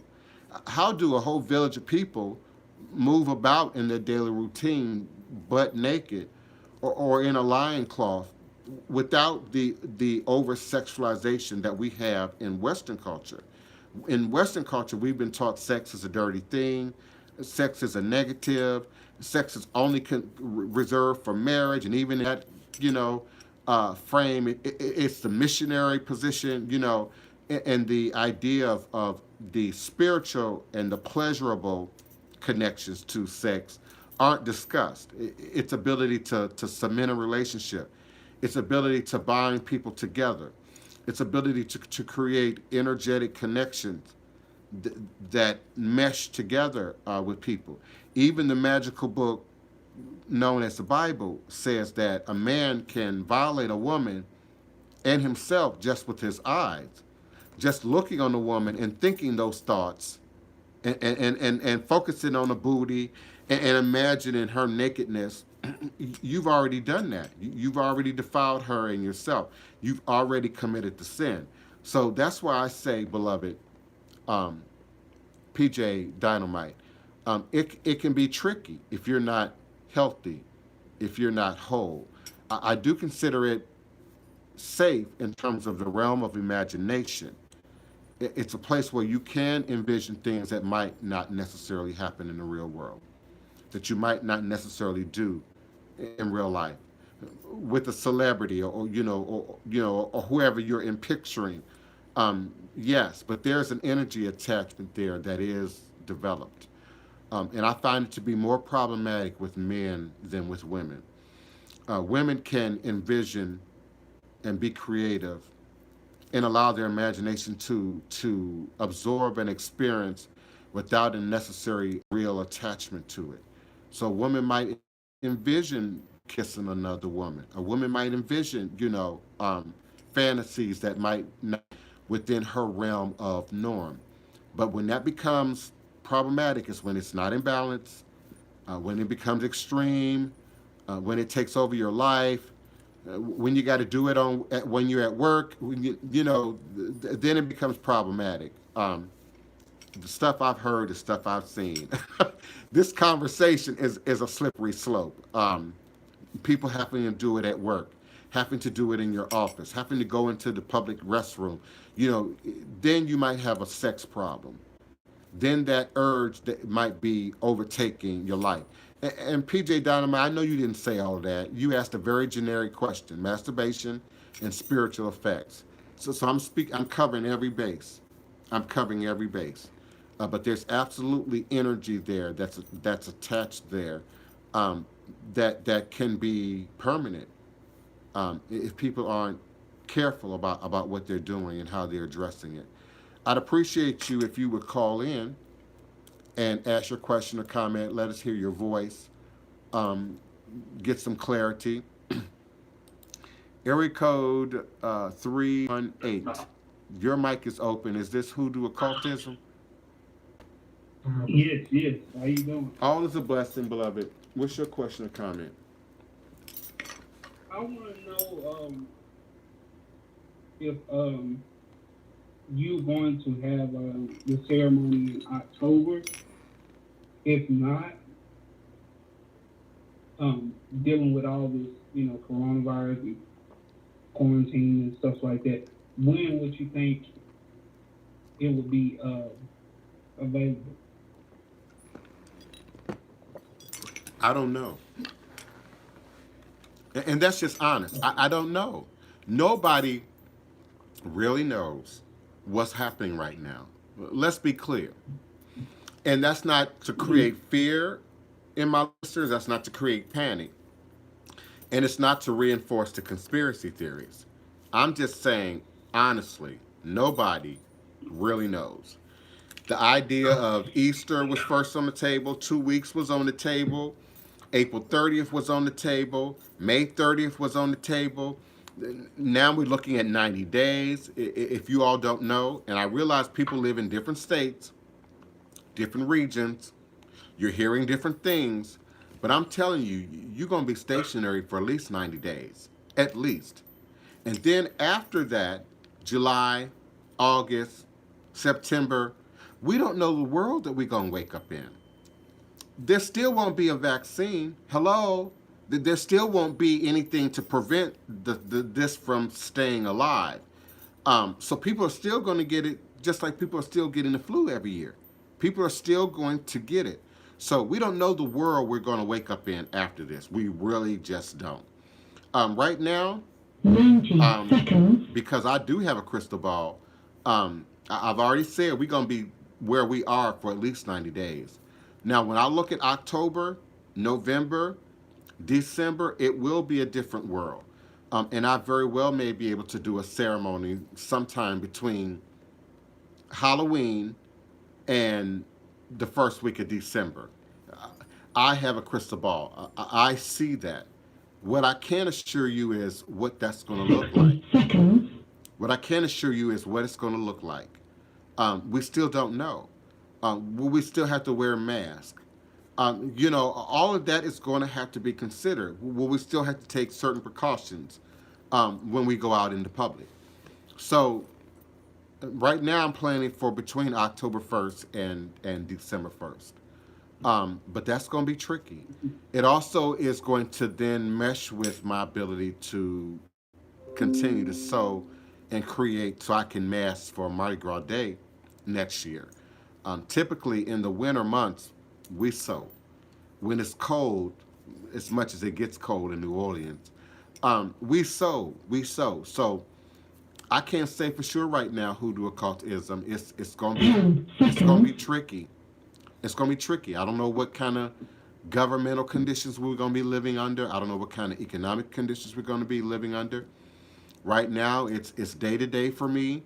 I'm right now more than ever. I'm codependent on my clients, my initiates, my godchildren, just to keep toilet paper. Somebody sent me 6 rolls of toilet paper just yesterday. You know, I have stocks. We all do, but we all going to run out. We all are going to need stuff. And for those who aren't working, don't have regular income, it's going to be a challenge. So typically, the ceremony is for my godchildren, my initiates. There's nothing stopping you from doing the work right now in terms of being initiate or godchild. Getting your ancestral work and divination done, getting your Ori work done, getting your Eshu, your Legba work done, and then crowning your head, marking your head would then happen at the ceremony. That's usually what's happening at the ceremony. Someone's being crowned, someone's being given their head, someone's been given a pot, someone's been given, a taurine. That's what's happening during the ceremony. That's what the basis of the ceremony is for. There are laymen that come at the ceremony, people from the community that come at the ceremony who are dreadlocked or cultural or Muslim or Hebrew Israelite or drum. My drummers come from diverse paths. One of my drummers is Ifa. One of my drummers is spiritualist church still, but does drumming. Many people who operate in Congo Square, if you understand, those people come and participate in my ceremony. Al Jackson was scheduled to be at my April ceremony. He's a historian.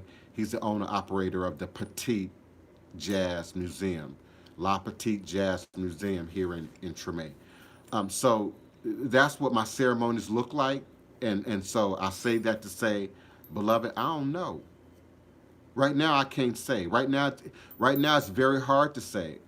Essence Fest has been moved to the fall, but I'm not sure they have a date.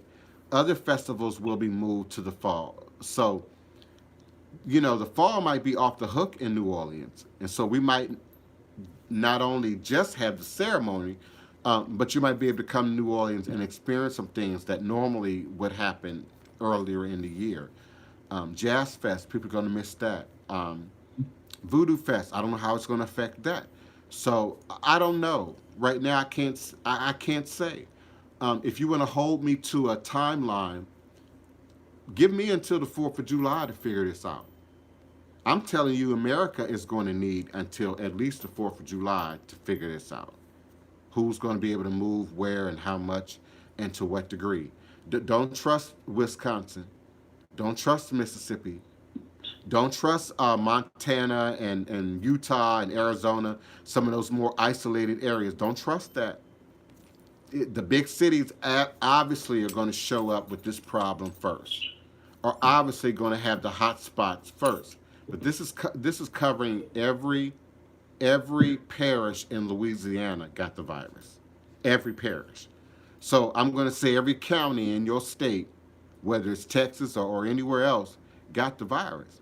So I don't know, beloved, about that ceremony. I don't know. I will say right now, if things were improving to go back to what we know, between October and 30th and December 1st, but the world is not going to go back to what we know. I know you can see my face. So I don't know, Yeah. beloved. I don't. And nobody does. Okay. Nobody really does. Not even Yeah. Trump. Not even your president. Nobody really knows. They just don't want to scare you. I agree. Yeah, they just don't want to scare you. They just don't want to alarm you. Hell, y'all already buying up all the damn toilet paper, all the damn milk, all the damn butter. People have already lost it. So they're trying now to sort of diffuse it while it's still happening and growing. They're trying to diffuse it at the same time. They have to be calm. That's their job. That's my job. You all don't expect me to be in a panic. You all don't expect me to come here worked up. Y'all don't expect that. I might cuss every now and then, but you all don't expect me to come here and roar like that every day. I don't think. And if that is what you expect, y'all need to get on the phone and show up with that first. Now, if y'all listening, I respond to what comes. What y'all call with, what y'all ask about, what y'all chat about, I respond to that. But you all don't come here expecting me to rant and rave. That's not what this show platform has ever been about. But I'm telling you, as frightful as it is, this is bigger than what they're saying. This is a bigger problem than what they're saying. And we're going to be still for a while. Yeah, I agree with that. For a good while. This is going to be a cultural phenomenon for years to come. So, thank you for being present. Hoodoo occultism, you just disconnected yourself, probably on accident. I don't know. But thank you for calling, always calling in, having a question, having a comment. I appreciate you. We're in the overflow now. The Blog Talk Radio show has ended its live airing. So what we're saying now is going into the archive. Of course, I can respond to Lena Hat and the chat and your questions and comments that you type in all capital letters, and I'll be glad to respond to that. Neophyte Bokur Tourist. What I see is a random comment. You haven't been doing readings, but you performed one on Monday. I'm not sure if you said something before that, because I don't see it yet, leading up to that, or if that was just a matter-of-fact statement. I, on the other hand, Neophyte Bokur Tourist, I've been doing readings every day, all day. Every day, all day. It's nonstop. On both online, through my Psychic World link, but also through my website and through social media. It's been nonstop. It's been off the chain. People are concerned, rightfully so. People are worried, rightfully so.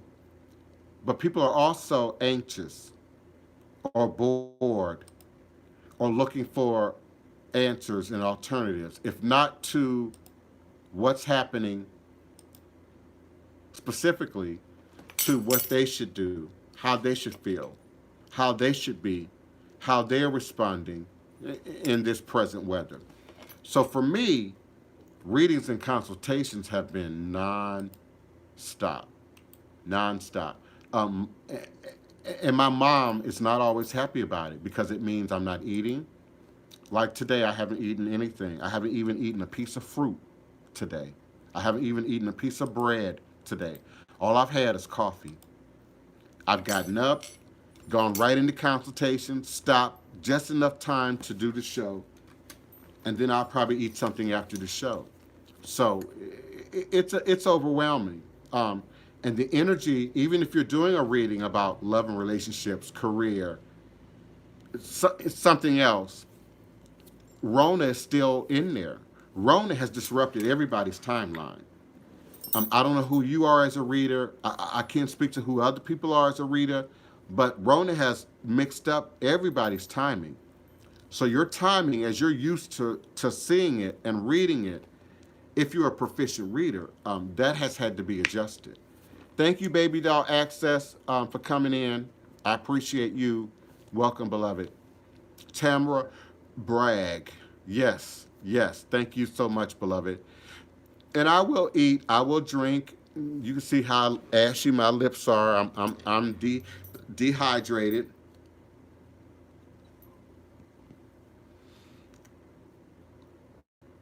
Never drink negative energy. The last thing I said has to be erased. before I drink my water. Okay?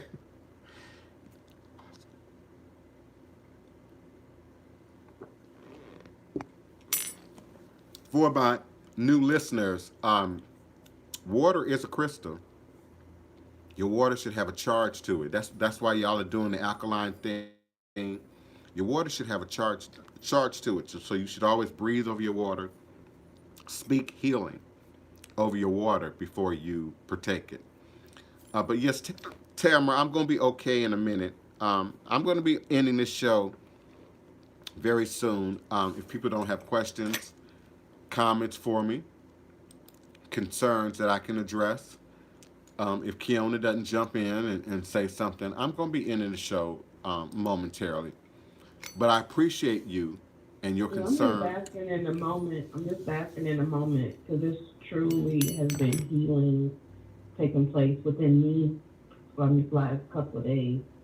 And old stuff is just coming up, and I'm like, well, wait a minute, I need to go outside. But it's something that needs to happen. So this is really, really, truly, truly a blessing. Yeah, you can't avoid your work. You just can't. You just can't. And like my mama says, which really mirrors what I say all the time, I don't care about your religion. I'm not here to proselytize religion. I'm not here to invite everybody to come on in to the house. I'm not here to invite everybody to initiate. This ain't for everybody, and this might not be for you. But I am inviting people to open up their mind, open up their consciousness, open up your spirit to growth, to truth, to evolution, and get you to understand that it's unavoidable. It's already in motion. It was in motion when you came out the birth canal. The present weather just makes it that much more condensed. And it is global. We all are forced to acknowledge it, to recognize it, to sit down, and to stop moving. So, in the course of doing that, many of you are going to address feelings, emotions, thoughts, past events that you've stuffed in the closet, that you've tucked away, that you haven't had time to address, or that you stay busy enough, like me. I'm a workaholic. I'm going to work, work, work, work, work, so that I don't have time to sit and just sit with me. Now, I ain't got a problem sitting with the ancestors, sitting with the spirits, sitting with the guides. I'm being raw with you right now. I'm being organic. But me and dealing with that stuff that you're going to read about in my mama's book, that's my challenge. That's what I live with. That's what I wake up with every day. And some of you recognize what I'm talking about.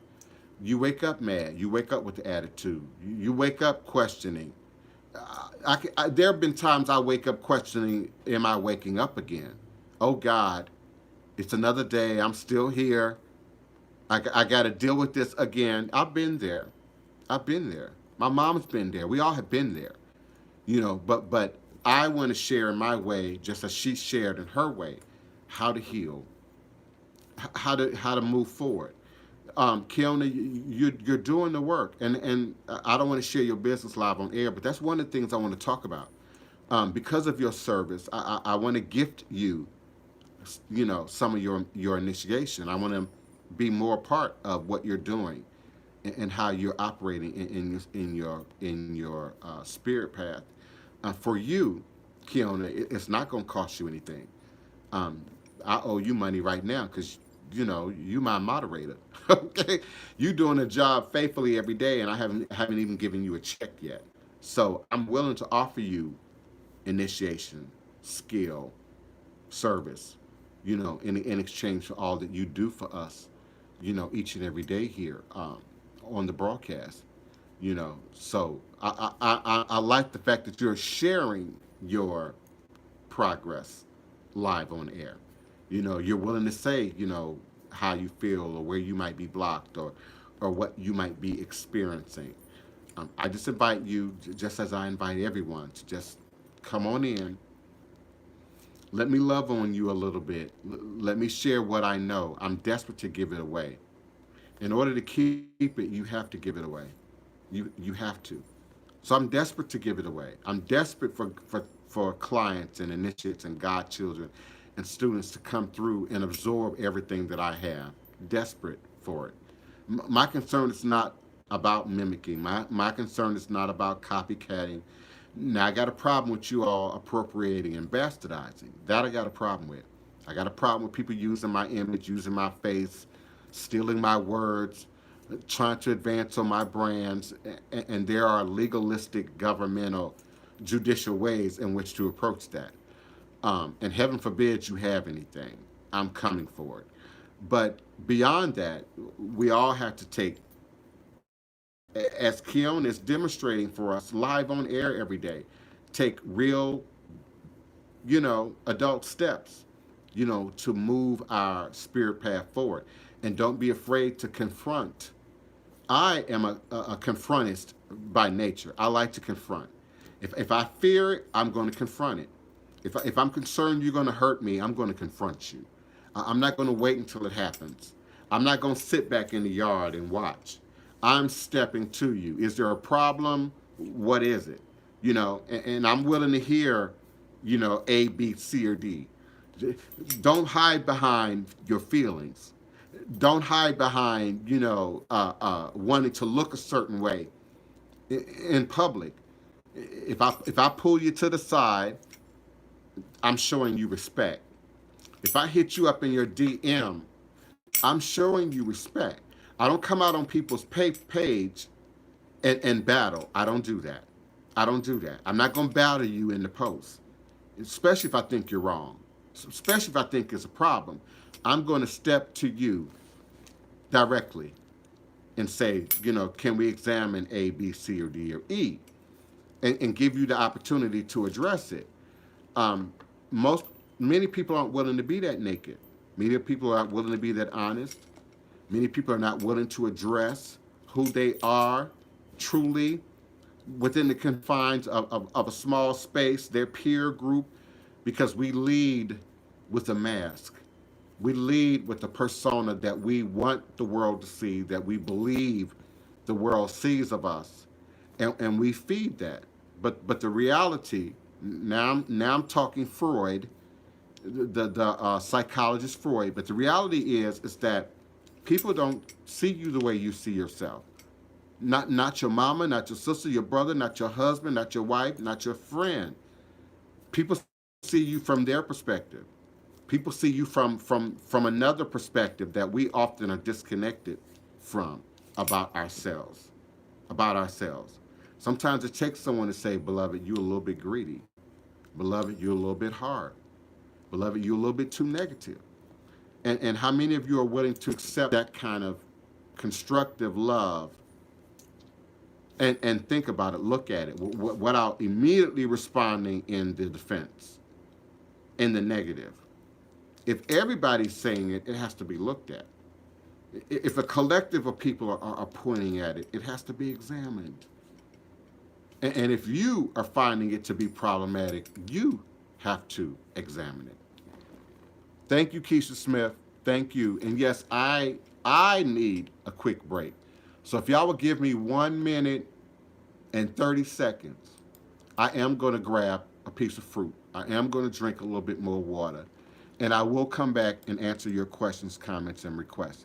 And if I find that you don't have any, I'm going to move on. I'm going to move on. I'm going to move on. I'm going to move forward. So give me a minute and 27 Well, I know seconds. you're about to take a break, but I want to tell you, because I know you can still hear me, but Yes. I'm here to serve. I love the exchange. It's what I've been searching for, because a lot of times, with me, I give. I'm not a victim. I am a walking goddess. However, I feel like within exchange with people, I never got back. Reciprocity just didn't know me. If it was a friend, I bought it, right? If it was love, I bought it. Everything was bought. It was nothing that was organic, And so to be able to be in this moment, I'm honored, and I'm here to serve.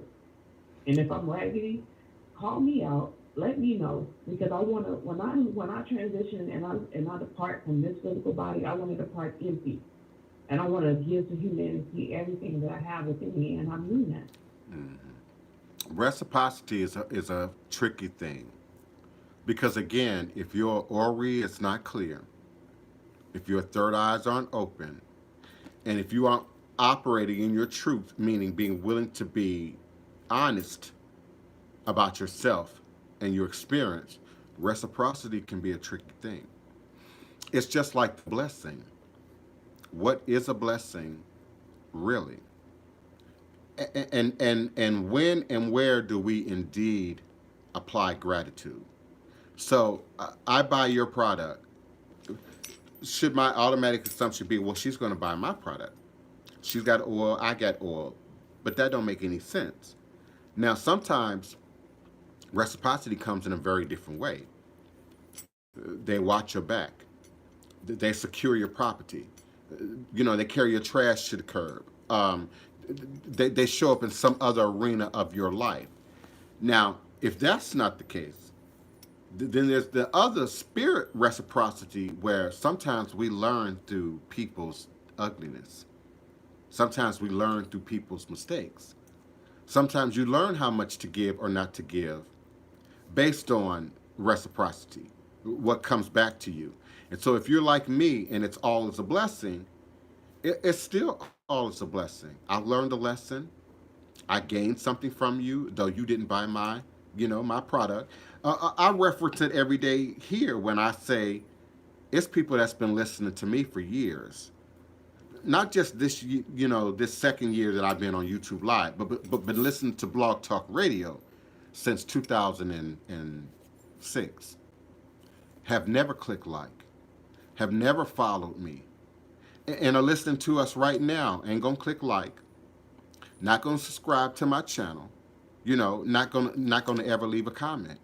But they're here every day. They're here every day. And some of these people I show love, support to in other platforms, Facebook, social media. I share their posts, comment on their posts, promote their products. I've promoted many people's products over the year. I've promoted many people's platforms over the year. I've let many people into my PayPal account, into my psychic networks, into my website so they can see, do, and understand. Many people over the years. And so, depending on how I focus reciprocity, I could be bitter right now. I could be angry right now. I could be worried right now. Oh my God. I let so-and-so into my Facebook. I let so-and-so into my PayPal account. They know exactly how much money I make. They know exactly how, I could be, but I'm not worried. I'm not worried about them duplicating what I do. I'm not worried about them stealing my followers or my listeners or my supporters. Not worried at all. I got an internet friend, and I still say he's a friend. We've never met physically. We almost did. But I was working in the rock shop at the time, so I couldn't go out and drink and hang out with him at the time. But he's a longtime listener, associate, follower on many of my social networks, many Facebook, Twitter. He's there. When I started doing Blog Talk Radio, he was there, and would communicate every day on the show. Now, and I don't want to distinguish who he is, so I'm being very selective about my words. Now he's everywhere, and he's doing a daily podcast at noon. Okay, and I'm okay with it because he's doing his, and I'm doing mine. I have my lane, and he's in his lane, and for me, there's no conflict. Now, in terms of reciprocity is do your lane and do it well. Don't sit under me and listen to me and absorb what I say for a dozen or more years and then not have that show up in your demonstration. Then not have that show up as an improvement on what you're now doing over there where you are. It's the people who take, and then in their demonstration, it's showing up as a negative. It is showing up as a problem. It is showing up as a toxin. That's different. I don't always give with the expectations of receiving. whether it's physical giving or the giving of my service. Sometimes I do things for a completely different reason than you. I do it for the ancestors. I might be doing it for the Orisha. I might be doing it for the Loa. I might be doing it because the Most High said I have to. And in that case, reciprocity is mute. The highest spiritual person is not giving with the anticipation of getting back. That's the business of something, the business of spirituality and religion, or the business of selling a product, or the business of offering a paid service. And there's certain rules and protocols to that. Once you give your donation, and you, by giving your donation and submitting your written request, have volunteered for me to do what I do, which is to go into the realm of spirit. I disconnect from your feelings. I disconnect from how you might be applying or not applying this. I have to, because if I hold on to it, I will forever be bound up. I will be forever tripped up every time a client falls off, or a former student becomes an overnight witch, and now seeks out to harm people. Even within our family, we don't give to mama with the expectation mama gonna give back, mama gonna loan back, mama's gonna be present. That's not why we do it. We do it for love. We do it because it is mama, sister, brother, best friend, lover, and so you then have to let it go. I think even in relationships, Kiona, when we see this expectation of reciprocity, I was there for you and I loved you, and every time you wanted some, I gave it up, and every time you needed to borrow gas money, I gave you gas money, and so then that reciprocity shows up when that's not really the real issue. The real issue might be about self-love, how you feel about yourself, how they feel about themselves, how you choose to share your energy and how they choose to share their energy. So I long grew out of the most surface ideas that people often have about reciprocity and giving with the expectation of giving back. When we look at our community leaders who give selfishly, endlessly, tirelessly, are they expecting reward? Are they expecting fame and fortune? Are they expecting you to bow every time you see them? Are they, no. But they might have the business of activism in place. They might have grants. They might have supporters. Now you're talking about the business of something. And so, yeah, I helped you out. You might owe me a favor. And so now I'm calling you on you to come and help me out. But the event that doesn't happen, I can't take it personally unless it's absolutely personal. And then that's completely different. That you address differently. Beloved, I support you. I'm there for you. I'm getting the sense that you're not there for me. I'm not going to pull out my list. Well, I did this for you. You should do that for me. I gave you this, so you should give back to me. What it does is what Maya Angelou so eloquently projected, which is now something we all say, and that is when people show you who they are, believe them. When people show you who they are, believe them the first time. That's the accurate quote. When people show you who they are, believe them the first time. So for me, reciprocity is a whole nother thing. I'm not even getting to that point with you. The first time I see you shady with your own mama, your own sister, your own brother, your own friend, I already see you. So if I'm giving after that, if I'm sharing after that, it's because I want to. Not because I got an attachment. Not because I'm expecting payback. Now, to be all honest, I might expect some kind of inner thing to go on. Now, I'll give and give and give just to increase your sense of guilt. Just so you can see he's always given and I've never given back. I've never responded. I've never reciprocated. And I'm funny about that. Even in a reading, don't start no reading with me and you don't greet. You don't say hi. You don't make some kind of connection with me. I'm want to cut you off and block you right then, because again, we talking about reciprocity, right, Kiona? we talking about reciprocity. So you've got to bring some energy Yes. to this relationship, just like I have. I can't do all the work, literally or figuratively. So be clear about your expectations of who you're expecting reciprocity from. I don't expect reciprocity from fools. I don't respect a reciprocity from children. Think about it that way. You don't expect no reciprocity from a child. You know, it's Valentine's Day. It's your birthday. It's, you know, I'm gifting you, and so now you expect the child to step up.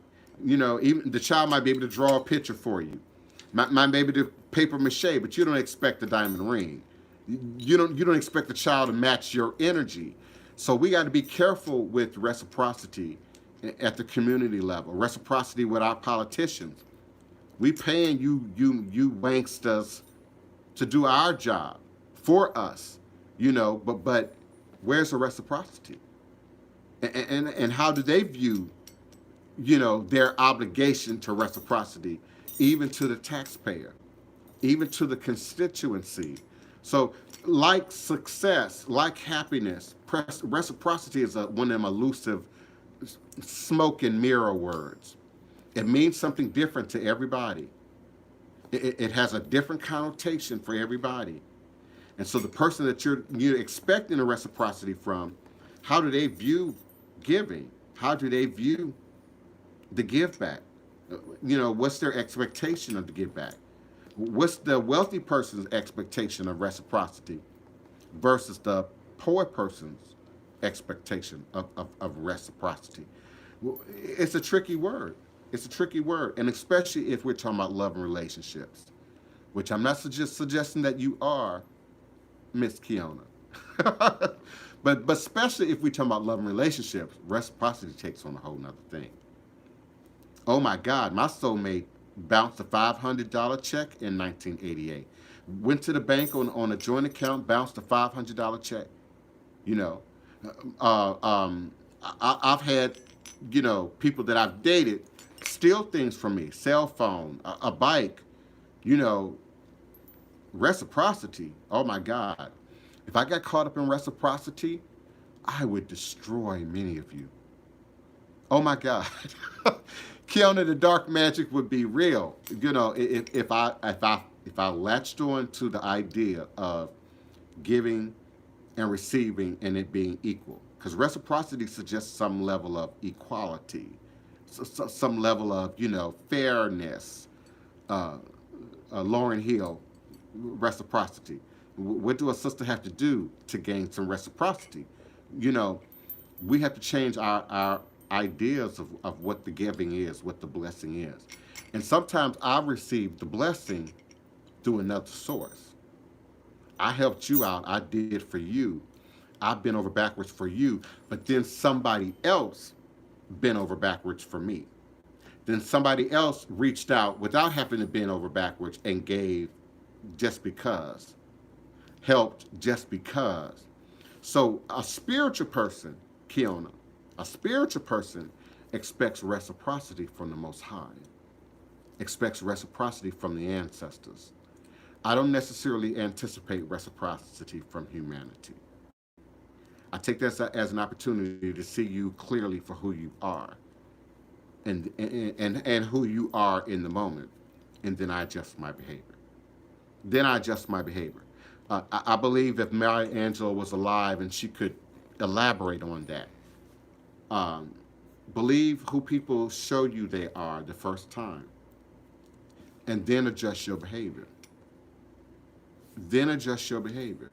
Because once you have that awareness, you have to change your behavior then. You don't give them a second, the third, the fourth, the fifth time, and then claim reciprocity, and then claim, you know, you owe me. You didn't do. That don't even work in Judge Judy court. You loan, you give the first time, and they burnt you. What were you thinking the second time, the third time, the fourth time? Even Judge Judy don't play around with that. You now have an expectation that you're choosing not to see. You now have an expectation of how people are going to act or respond, and you're choosing to keep exhibiting the same behavior, giving of yourself in the same way. Re-examine how you're giving. I'm available 24 hours a day. Just don't ask me for anything. That's how I have to be with certain people. Or I limit what you can ask me for. And so I'm going to listen to your voicemail. I'm going to hear the concern. I'm going to hear that you completely ignored, my minute or so long voicemail and still decided that you were going to be different and leave a message that I was going to call you right back for and respond. You can't, Kiana, set yourself up in terms of reciprocity, to feel hurt, to be deprived, to feel like, okay, you shortchanged me. So give. I know it's taboo, but give only where you can, only what you have, only what you're willing to lose. Susie Orman would say, give only what you're willing to give away, only what you're willing to lose, only what you're willing to do without, so that reciprocity, that give back thing has no fire, has no fuel, has nothing to support it. I went way past my okay. I'm gonna take a minute and come back. So I'm gonna move forward, unless you all have a question or a comment for me at this stage in the show. I'm gonna move forward. I look forward to meeting with you, connecting with you uh, tomorrow at high noon U.S. Central Standard Time. I did have a doctor's appointment on Friday, and that has been canceled because I'm not going anywhere near the facility. So I'll be here all week. I look forward to sharing with you in all things spiritual, mystical, metaphysical, cosmic, evolutionary, revolutionary, healing, and holistic from a Pan-African Hoodoo world spiritualist perspective, understanding that all is truly. Tamara Bragg, I'm sorry, because you about to go. Tamara Bragg said that she posted a question, but I don't see it. Yeah, Tamara, I can get to it now, but I don't see it. I don't see your question. The last thing I see from you, beloved, is go eat priest and Ashe. Um, I don't see the question, Tamara. I see another Ashe. I don't see a posted question. I see you throwing up the time. I can't see the time. I would have to reverse the show in the middle of the show to see the time. So I'm not seeing that. I'm not seeing it. So you need to type it out, beloved. I want to always hear talk. I don't see it. Yeah. You got two people looking for a question that we don't see. So you need to type it in. She asked about you find Voodoo. We don't see your question. You need to retype it. We don't see your question. It's not here. Retype the question.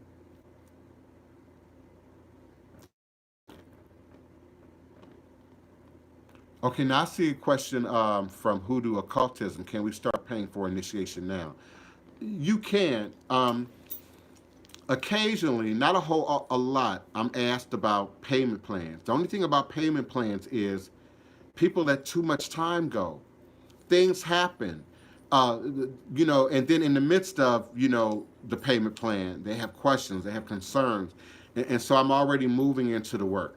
So I would rather that people would save and then support, or support because you can, because you want to, and submit your donations. And then when you're ready, and we'll move forward. I have people close to me on a payment plan.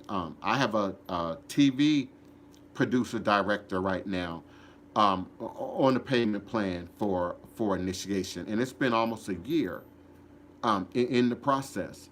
Now he does, in terms of reciprocity, gift me many other things. So things are in balance, but you can offer offerings, you can offer donations.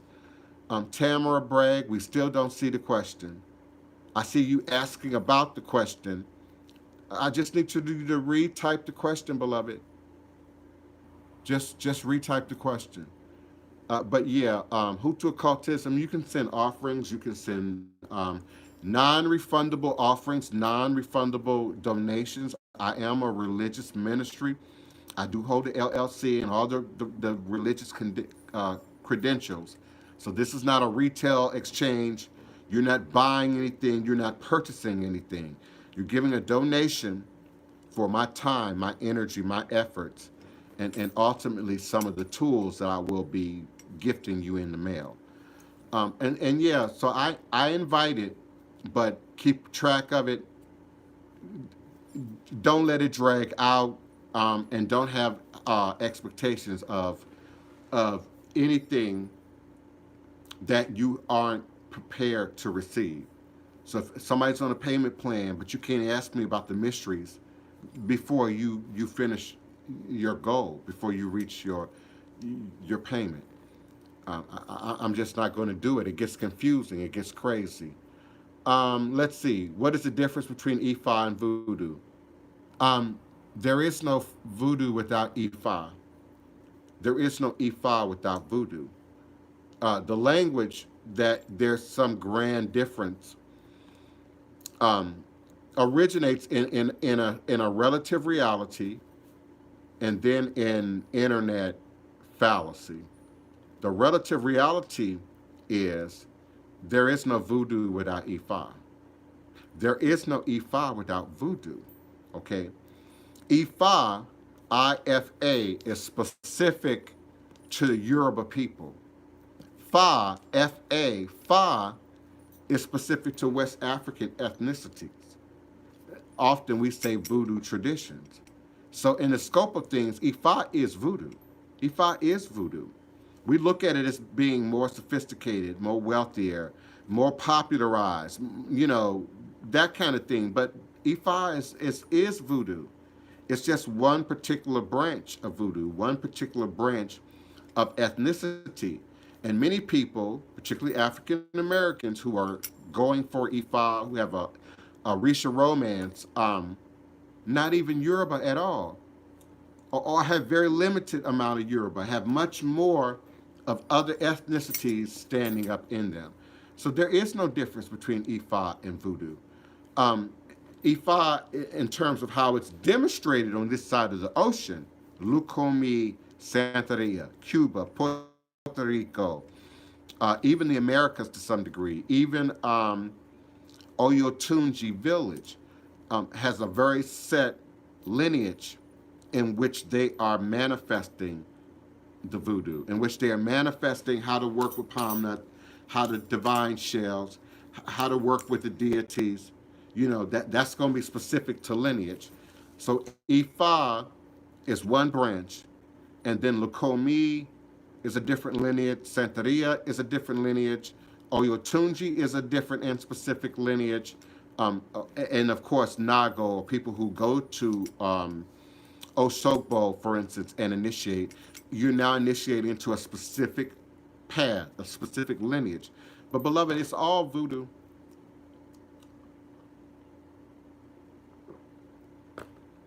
If you're Christian, Islamic, Judaic, non-religious defining, it's all voodoo. Tamara, it's all voodoo. You can initiate into voodoo-specific paths, like, for instance, Haitian voodoo. That is a specific path. There are certain similarities, again, back to Yoruba, that you can find in Haitian voodoo. But the thing I love about Haitian voodoo, and more specifically Dominican voodoo, because remember, Dominican Republic and the Haitians share the same island. They just got different skin tones of color in some cases, and cultural nuances that are different. So you can't have Ifa without voodoo. Go back in my archives. I did a show with Oba Obatala from Ile Ife. Ile Ife is the sacred city of Ifa in Nigeria. Oba Obatala is the Oba, or the chief, the king of Obatala to the U.S. So go back in my shows. I did a show. You'll see him, pretty black with his white crown on. You'll see him. You'll see the show. It's easy to pull out. And he said, there is no separation between voodoo and Ifa. You have to have Ifa to do voodoo. You have to have voodoo to do Ifa. Now, we don't see Odu marks in Haitian voodoo. We don't see divining being done in the same way in Haitian voodoo. They have latched on to possession and spirit coming into the body and speaking through a human. And we can't always touch that. We can't always trust that. Uh, Possession can be faked. Speaking in tongues and getting the Holy Ghost can be faked. So that aspect of Ifa or the Fa did not manifest, crop up the same in Haiti, but it did in Louisiana. We have an equal mix of voodoo, and Ifa and other traditions, including Akan and Igbo in New Orleans, Mississippi Delta voodoo. So there is no difference. If you go to someone like me who says they are a voodoo priest, I'm going to first teach you Yoruba and the Fa. And in doing so, I'm going to use Yoruba language. I'm then going to use Ewe language. Depending on what your DNA results are, I might use Igbo language. I might use other ethnic groups. Fan, is another prominent ethnic group that birthed voodoo, but somehow we're not obsessed with Fan. Fan ain't easy to speak. Fan is not easy to learn. Um, so, that's where the confusion comes in.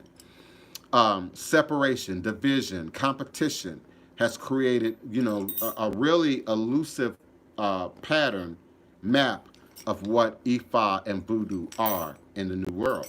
And so we fight and we debate and we say, oh no, it's done this way. Oh no, Eshu is made that way. Oh no, Eshu goes here, Eshu goes there. That's a direct result of pop culture, social media, Orisha and voodoo being brought to social media. And so now people think there's some great division, there's some great divide between the two. And there really isn't, Tamara. There really isn't. I appreciate your question. I appreciate your love and your support. I appreciate your showing up out of the middle of your day, your life, your hiatus, your stay-at-home order to be here with me, with the Divine Prince, House of the Divine Prince, Type Potions and Hoodoo Center. As always, I ask you to be different, be yourself, be neighborly. Even from a distance, be neighborly. Be hopeful. Be hopeful. Be hopeful. Be creative. Be calm. Be good. Be present. Be present. By phone, by video, by fax. Be present. Stand on your stoop. Be present. Be present. Be still if necessary. Be still, Kiana. Be quiet. And just listen. Be well. Be well. Be safe. Be happy. Be patient. Be prayerful. Be mindful. Be conscious in this most present moment in time space. Be aware. Be aware. Be loved. Be careful. Be proactive. Be available. Even from a distance, be available. Be strong. Be peace. Be love. Stay home. Stay safe. But stay home. All is a blessing. I love each and every one of you. Thank you, Mom, for being in my life, for being my life, for participating in my show. Some of you say I'm shady, but I ask the question all the time. You online perpetrating witchcraft. You online perpetrating Ianifa, Babalao. You online perpetrating voodoo practitioner. Hoodoo practitioner, how much does your mama know you to be a witch? How much does your daddy know you to be a witch? How much does your grandmama know you to be a voodoo practitioner? And how long have you been standing up and representing that? So I love when my mama comes through and confirms who I am by her presence, who stands up, and she's still an evangelical Christian, and I love that. Our religions don't conflict, they don't clash, we don't argue. We don't debate. We can talk about the Bible. We can talk about voodoo, and it's all good with me and my mama. She doesn't feel threatened because she knows her position. I don't feel threatened because I know my position. And so we stand on the shoulders of ancestors. We stand on the shoulders of mighty ancestors. And so with that, I'm going to offer you Congo Square. Congo Square, Congo Square. I do have permission and own the rights to play Congo Square, so there should be no problem with YouTube Live and my airing of Congo Square. All is a blessing. For those of you who are new, who haven't heard, who haven't listened, Congo Square is storytelling. It's griot. Kalam, oh wow, his name. Oh, Salam. Oh wow, I can see his face in my mind. I can see his face in my mind, and I can't think of his name. That's a terrible thing as I get ready to play his music. It'll come back to me, y'all. It'll come back to me. Powerful griot poet, spoken word artist, Kalamu Ya Salam. Kalamu Ya Salam is his name. Forgive me, beloved. Kalamu Ya Salam wrote, produced, did the spoken word for Congo Square, and of course you can hear us in Congo Square drumming and playing the rhythms behind this very powerful historic piece. It tells the history of Congo Square. It tells why we're here. It tells who we are. So I offer you now, as I move forward, Congo Square. All is a blessing.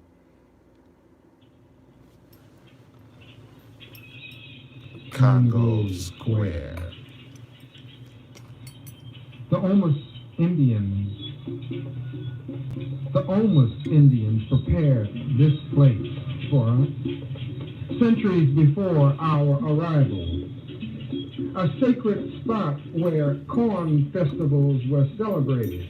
The Omus Indians prepared this place for us. Yes, sacred ground, sacred ground. Centuries before our arrival. Centuries before our arrival, it was the Congo corn Square, festival. a sacred spot where corn festivals were celebrated.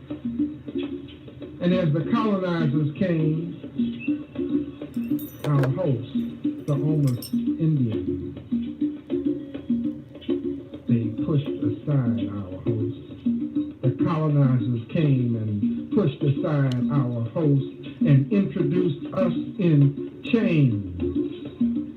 And by the late 1700s, we somehow, recognizing the sacredness Thank you, of Kiona. their past, they I love you, beloved. Thank you for all your help and your somehow, assistance, in the Kiona. how of our I couldn't do it somehow without you.